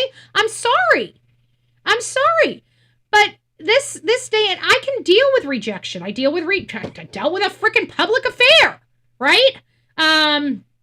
I can deal with a lot of stuff. I've dealt with my whole entire life, been put out there in the public forum. I mean, not the best things to see in the world about Bullhorn Betty, but it's okay. It's me. It's where I came from. It's what got me to where I am today. It's nothing to be ashamed of. It's a growing lesson. And not only that, it's a calling card, right? It's showing you where I came from and where I'm at now. Damn, if she can do it, maybe I can do it too, right? If she can pull herself out of the gutter and put herself up here, maybe I can do that too. That's what it's all about. So I'm not really ashamed of it. Would I have rather it not happened? Of course. Would I have rather have taken a better, maybe not such a rocky path forward? Of course. But here we go. This young lady just doesn't seem like that. So we do really have a question here, because this does explain a lot. If she did, if we're looking at this as a self-harm type of case, this would kind of bode with a lot of the stuff we're seeing. But in the grand scheme of things, we could take into consideration that, like many people said, it's possible that the phone was just dead, that she was just irresponsible the night before and forgot to plug it in. She got up to go for the run and realized her phone was dead. Was like, shit, well, I can't take it with me for the run this morning, and just left it there. And then just the one day that she decides to leave her phone at home is the one day that the creep that drives by her and ends up snatching her off the side of the road. I mean, there is that. But I don't see it being any other way. It's either self-harm, in my opinion, or it is foul play. I don't think that, I think she voluntarily walked off. I think that's obvious. She did voluntarily walk off. I don't think we could see it any other way, because she does this regularly. But why right before... She wouldn't. She's 19 years old, impressionable, heartbroken, and was not going to spend her Christmas with her boyfriend. Nobody leaves without their phone. I agree. That's the hardest part for me. This might make sense for self-harm folks. I mean, I'm not saying that that's the case. I'm just saying, don't dismiss it, folks. Don't dismiss it. And I hope that that's not the case. We had another case like this. Remember the mom? She got in a fight with her mom and told her mom she was going off, and her mom couldn't even speak to the camera. Her father, they were of Indian descent. And I remember the father standing in the camera, and the father tried to turn the mom, and the mom just turned her face and just started crying. It's like the mom knew, and it was like a week or two that later they found their daughter, and their daughter did what she said she was going to do. It was hard. It's hard. It's always hard to watch, because, parents, they try so hard. They know how special their children are. They know that whatever their children are going through is just a temporary problem. And they just pray to God that they give them enough, encouragement to stay the course, to stay strong, not to go under because of pain. Pain does do things to people. I can tell you, pain's changed me, right? So pain does do things to people, but I really do believe that this younger generation is just not trained for life. They're just not given the proper education for life. I've been saying this for years. Let's just keep going. Homeland Security also monitoring border crossings and international travel in case Camila may have left the country, potentially to Mexico on her own or by force. Kelly. They're really pushing this on her own thing, though. You guys notice that? So we're starting to hear a change in the statements from law enforcement, and the changes aren't what I like to hear. I mean, they're not the worst things to hear, but they're not what I like to hear. And the reason why I say I don't like to hear them is because it does lean toward that it could potentially be self-harm. When they start saying she's left on her own, and we start incorporating the fact that her phone was left behind. She's 19 years old. It's a girl that never leaves her phone behind, so there is that. So I don't know, I don't know what to say about that other than what we've already said. It's just a sad situation, but I feel like this is not going to end. She's been gone too many days. That's why it's leaning toward, that's why I kept starting to feel like it's an abduction. But it's always been the phone that keeps me from that full, really, being 100% on the abduction. It's the phone. So I hope she's okay too. Why nobody is talking about the 17-year-old Angelique Johnson went missing the same day and county as Camilla. Alcoholics send that to me. We might have, that might change things a little bit. I mean, I feel like we have, and we also heard there was an 18-wheeler around this area, and you guys know how I feel. I believe we have some serial killers out there in rigs. And so if we have a rig and she's missing and now the rig's gone, I got questions. I'm not 100% on the self-harm, folks. Like I said, it's one or the other. It's 50-50 at this point until we get some more information from where I'm sitting. It could be she is in a self-harm predicament, and that would explain why she's been gone for so long, because she might be gone. But she's also very beautiful, very young, had the same routine, regularly walked her community. Her community looked nice and safe, though, but crime happens in nice, safe communities all the time, right? So that doesn't mean anything. So what happened to this young lady? What happened to her? I do pray she's okay. It's not looking good, okay? It's been too many days. I will tell you that. No child's going to be without their phone 5 days. So I'm kind of expecting a shoe to drop at any moment, okay? I'm just going to tell you guys. I'm praying to God that's not going to be the case, but I'm it's been too many days. So I'm waiting for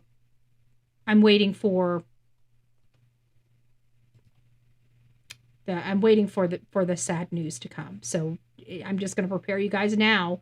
It's been 5 days. We know how this stuff works. The chances of her coming back are very slim. Okay? Unfortunately, that's just the way the statistics work. It could be a crime of opportunity. I think it could absolutely be that. But now that we're learning a little more about the boyfriend, we're learning a little more about the breakup, right before Christmas, nonetheless, this could push a 19-year-old over the edge. If she was looking forward to spending her Christmas with her boyfriend and everything like that, guys,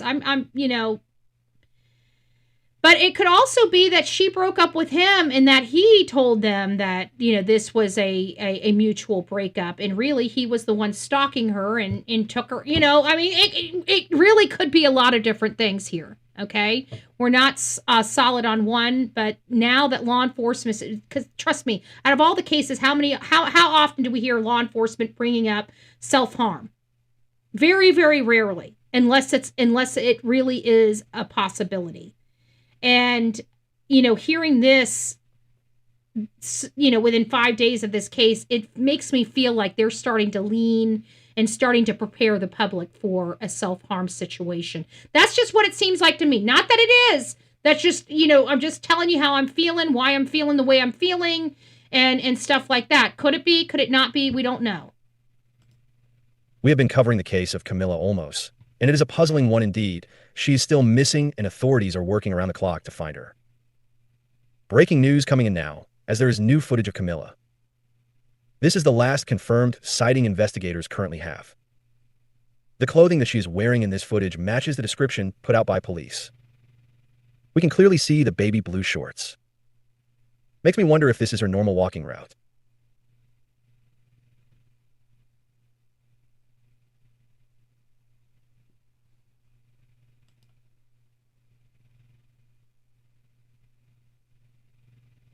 And many people have denoted that she's not on the sidewalk. She's in the bike lane of the road.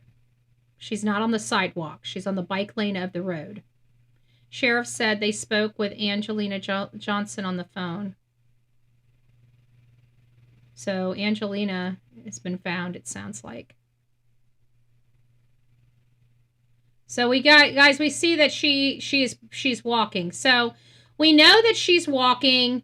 We see that she's walking. What does this mean? I'm unsure. So let's go up here. We've got Gone on Christmas. Haunting CCTV footage shows Camilla, 19, frantically rummaging through her car before vanishing without a phone.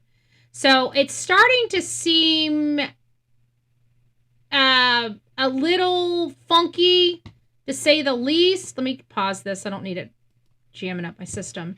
I don't like publications because of that. But here's what we've learned. Camilla almost 19 vanished December 24th after she was last seen on neighbor surveillance footage while leaving her home. There she is. That's her face. Cute little girl. She's precious. She's precious. And there's her family asking for help. It looks like her friend just heartbroken. They know something. Their eyes are very, very sad. So we're looking here. I don't know if it's the angle or what, but I have to believe that they're not going to say that that's Camilla if it's not Camilla. If they thought it was a third person or somebody, they would tell us that they believe that there was somebody around her car, moments before she disappeared or something like that. So I believe she was around the car. And when I saw the video of the car, I didn't see I hadn't watched the image of her running on the road yet.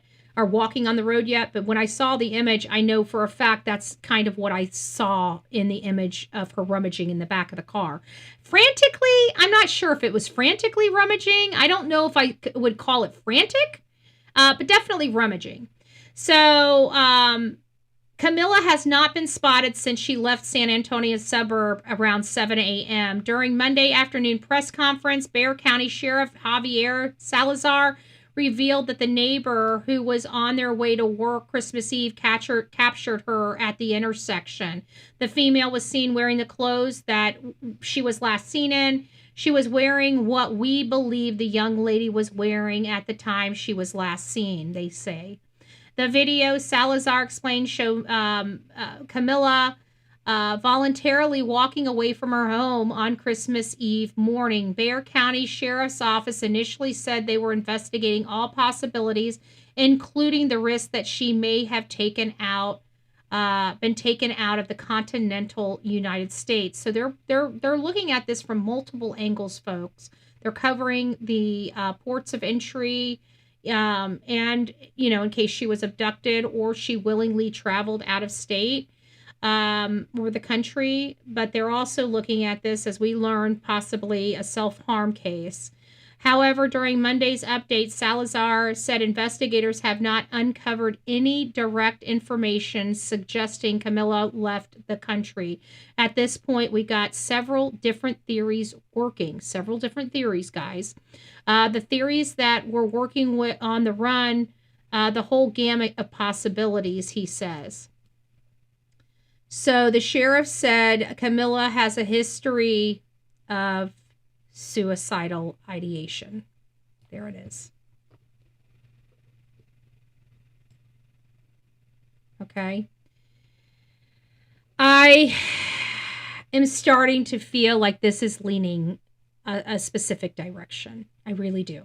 This, maybe not yesterday, but today I think we're starting to see this.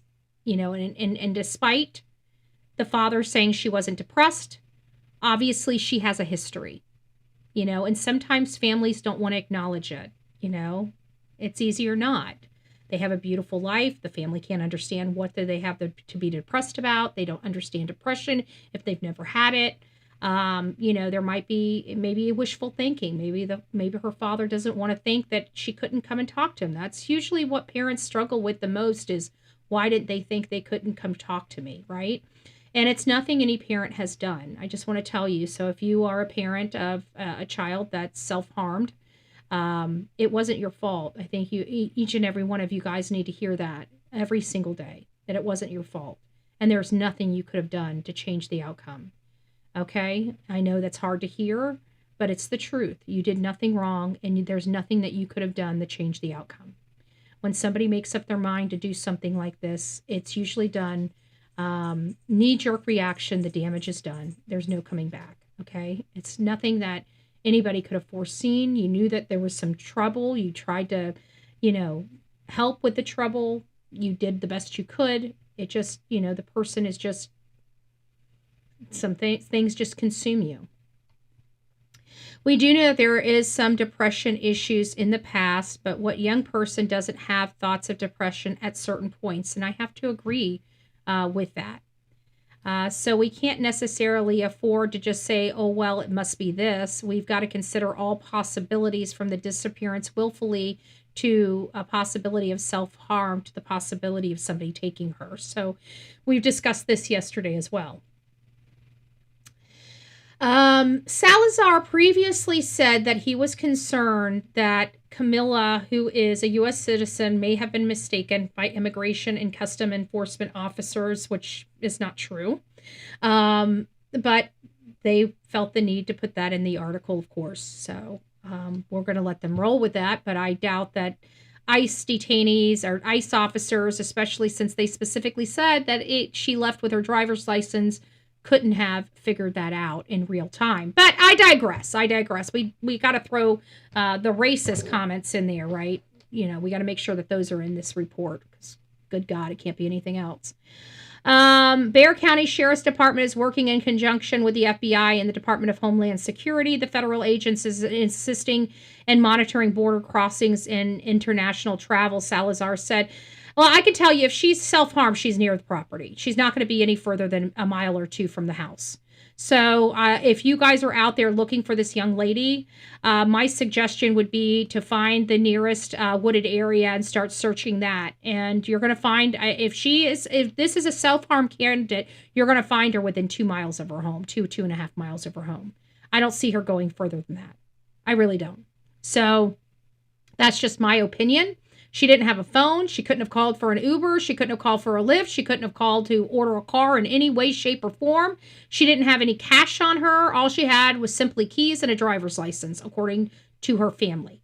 And if that's the case, well, that's not going to get you anywhere, and it's not going to get you picked up, and it's not going to pay for anybody to take you out of the area. So she's going to be within a 2-mile radius of where her home is if she's self-harmed. The only time she's not going to be in that 2-mile radius is most likely if she was abducted, which is still a very, very good possibility. But this area looks, we need to look at some crime statistics. I'll pull some crime statistics for this area, maybe have some conversations. But she's 5'4", 110 pounds. She was last seen wearing baby blue shorts with a black hoodie, pajama bottoms, white shoes, it says. Pajama bottoms, I'm not sure about that. Camilla was last seen leaving her house at 6:58 on Wednesday, December 24th. On video footage, we're learning that she just had a previous breakup, that she's had a history of depression and self-harm ideation. So this is her father. Let's listen to what he has to say, and then we will be winding this show down. Well, I'm feeling down, devastated, The only thing is my faith. It keeps me going, and God, and men of faith, and all the support here, community, churches, all over. Father, you can tell it in his voice. He's doing everything he can. Hey, Hobo's mom. Deborah, it's nice to see you. He's doing everything he can to hold his emotion back. You can hear it in his voice. Guys are like that. You don't necessarily see it in, where they're crying like women do, but you hear the cry in the way they talk. Family members. All over. I know the prayers. That's what's keeping me strong. Yeah, I talked to your friend over here, and he was telling me how your daughter was just always with you. Yes. Kind of like a daddy's girl. Daddy's girl. That she always called her that. Daddy's girl. So tell me a little bit about how the search is going. Where we stand right now. Oh, we're standing good. They're doing an awesome job. Everybody, also all the rescues, the sheriffs, the Baxter, everybody, and I know God out there too. Any leads on what could possibly had happened? I know your friend said that she might have said her goodbyes to you a day prior. Oh, she came in and said and told me she loves me, but that was usual for me. She was daddy's girl and always loved me, and she loved me and cared for me. To remember that I love you, I said like nothing, She always said that to me, so it wasn't something awkward or different, I never thought unusual, but she ain't the type of person who would have done something like this. So Dad, Daddy's little girl, would Dad be the most observant? I'm sorry, their fathers are not. And it's nothing against dads. Dads are great. Dads do things, they're not as emotional. They take us fishing. They show us certain things. But I don't think if you're daddy's little girl that, I don't know how to say it, but I just feel like if you're daddy's little girl, then daddy's he's not going to see when you're struggling. Like, he knows when your heart's hurt, but he doesn't think like that, I mean, my dad didn't, right? They do the best they can, but they don't understand. She always put her, first. I mean, she wouldn't put her, she always put anybody first before her, and caring, loving, Christian. Yeah. So now we have the FBI involved. Tell me a little bit about that. Well, that's what I heard. Those good news from the investigators. That makes me feel great, and I hope we find her. I mean, we're gonna find her. We're gonna find her, and she's gonna come home safe. Yeah. We miss her. Whoever sees her out there, and she knows out there, that Daddy's here waiting, and come home and Me too. Love her. Absolutely. We got tons of people out. Oh yeah. Look at that. Yeah, this is support rescue. They were offering. Oh, I've been getting help. Bless. I know. Let me just get down to a few other. There's another spot here. She took nothing, no identification, nothing, or in her cell. It's unusual, and the support. It's got to be hard to not hear from her, for nearly a week, and wonder where she could be. Well, I worry a lot. I would say she took nothing, no identification, nothing, or in her cell. It's no identification. So he says there's no identification. We heard that she had her keys and her ID. He's saying not even her identification. So from the time we heard that to now, we're now learning she did not have her identification with her. So she basically walked away from the home without anything. She had her keys and she got into the car for something. And she took something out of the car and she took off and walked away. Guys, I think this is why we're going to be hearing this might be a self-harm situation. I don't want to say that, conclusively, but it looks like this is where we're starting to lean here. We're starting to hear some things that we don't typically like hearing at this juncture of a case. We're starting to hear about depression. We're starting to hear about the... I did watch a press conference, but I think we watched it here. We watched the press conference here, I'm pretty sure, yesterday morning. But again, we can go back and look at that press conference. That we're leaving out? What does the family think that happened? Well, I mean, I didn't know she was going to maybe stress, but they didn't tell me because I was telling myself, we're divorced. I'm a divorce. I'm not with the mother, We're not together. We've been divorced 11 years. That affected the first time, but she never had thoughts like that, I was always there for her, whatever she needed. Bought her a car, I know we saw reports of this being considered like a mental health. No, I never had no mental. No depression. She was athletic. Yeah. She goes to work out at the gym, athletic. So he's not even considering, the possibility of depression here. Walks, and ride a bike, and just athletic and real humble. Do you think it might have been some foul play involved in this, or what do you think, or where's your headspace at right now with all Well, this? might be. I can't say. I don't know, because she wasn't like that. She ain't like that. I mean, I'm sorry. She ain't like that, because I know she got baptized Christian, and and all her friends, they get around. Yeah, her father's, and we have to listen to that too. Her father knows her and saying, look, she's not like this. She doesn't do this. I don't anticipate this being the case. But when they ask, do you think she's abducted? He's like, I don't know what to think. So it doesn't sound like he's obviously in the back of his mind, in my opinion, in denial. Yeah, in the back of his mind, to me, he seems like he knows that there might be a possibility to this self-harm aspect. Because in my opinion, if it wasn't, when they asked him, what do you think happened? Well, obviously somebody had to have abducted her, right? That would be your next thing. Not, I really don't know. I really don't know. It seems like he's not wanting to call anybody out because maybe there's not anybody to call out. If she broke up with her boyfriend right before Christmas, see, I was unaware of this yesterday. And if that's the case, yeah,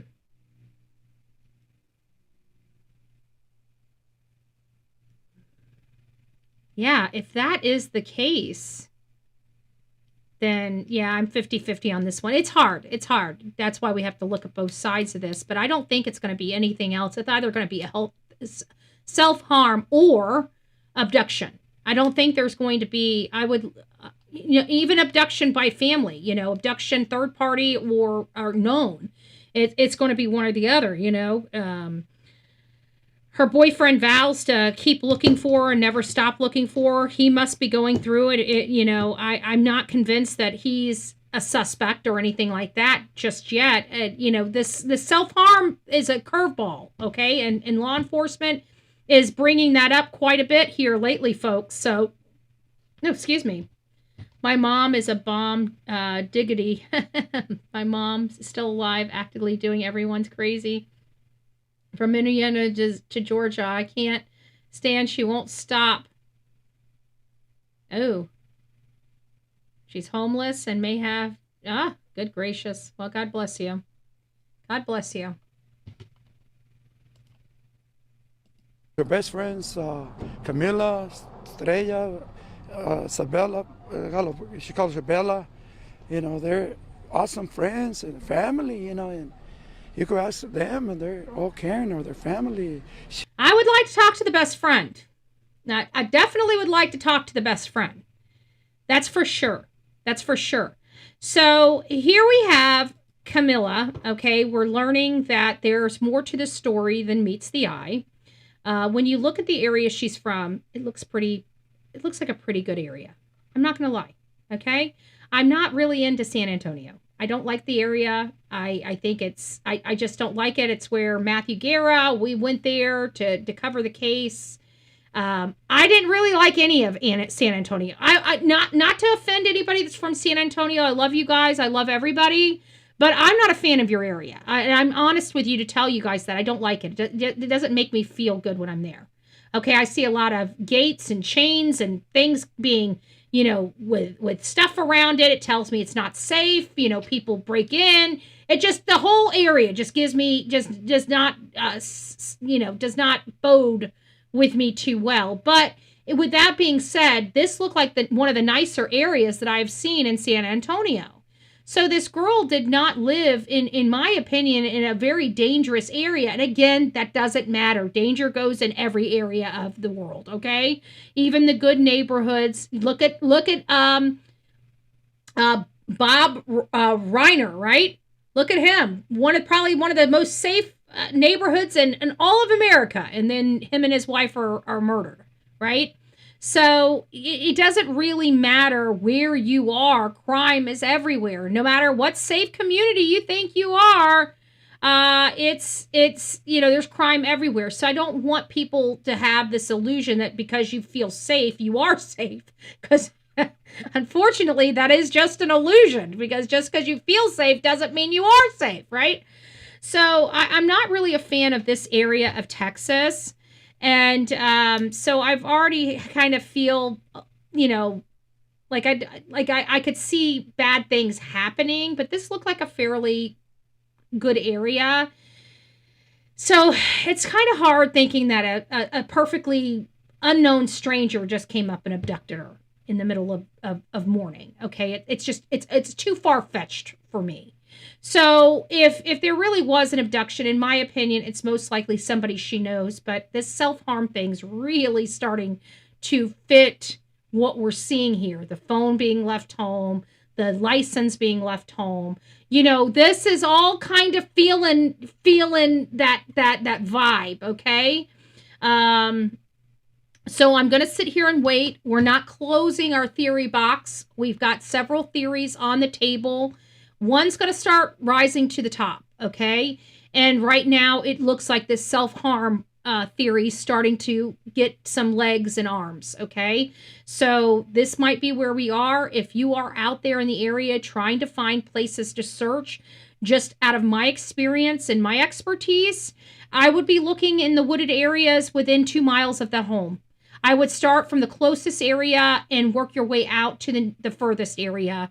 If you're out there in this community and you're looking for her, if self-harm is something that you're entertaining, you're not going to find her out there on the roads, okay? You're going to find her where she's going to have, if you guys know of a place that she likes to go that's beautiful, that's kind of her little a slice of paradise, I would try that place first. If she's not there, then it's time to move on. It's time to start really considering very highly of this stranger danger or, foul play scenario. So Travis Scott should be in jail, in my opinion. Travis Scott. Isn't he that singer? Isn't he that singer that did that weird shit and people ended up losing their life? What about her cell phone? It was left home. It was left home, Red. It was left home. So there's something like, even yesterday when I was talking about it, I'm like, this does sound like really, really dangerous abduction type stuff. It really did have a lot of vibes of Kata Scott, but it was the phone being left on the bed and turned off. Usually, think about it. Usually people, when you plug in your phone, you're charging it. You don't turn it off. Even when your phone's down at 2% and you hear the ding, you don't turn it off. And even if it was completely dead the next morning, what is your normal routine when you wake up and your phone is dead and turned off? What's the first thing you do? You plug it into the wall and you turn it on to see if you missed anything. Even if it's just for a split second to see as you're walking out the door, you don't just typically leave it, have a dead phone, 19 years old, throw it on your bed and say, I'll charge it when I get back. Of course not. If your phone was completely dead, you're charging it while you leave, so when you come back, it's fully charged. Wouldn't that be more reasonable with your personal behaviors in a situation like that? She just wanted to shut herself off from the world. It's starting to feel like that, Honey Dip. It's starting to feel a little like that. So again, not quite ready to say this is totally abduction yet. Yep, unless you don't want to be located. Exactly. So we're starting to see this, transform a little bit. It doesn't mean that we're self-harm, that we're going down the self-harm. It just means that this is a good, really good possibility and a probability, right? We have two probabilities, two that are rising to the stranger danger or self-harm. Those are the two that, for me, are rising to the top. However, which goes along with leaving the cell phone and the driver's license at home. See, that's where the self-harm kind of elevates itself a little higher than the stranger danger abduction. It comes down to that phone. I said that yesterday. We're going to find out. It truly is going to come down to that phone. But everybody, I just want to thank you guys for rolling with me this morning. I appreciate it. Don't forget, today at 5 p.m., we've got a massive update, okay? Explosive, if you will, update on Sebastian Wayne Drake Rogers.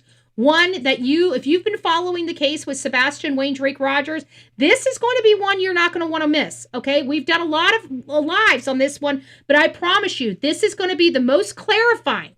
And the ones that are going to be coming after this moment are going to be super clarifying, because I'm finally building the system that we should have built over a year ago.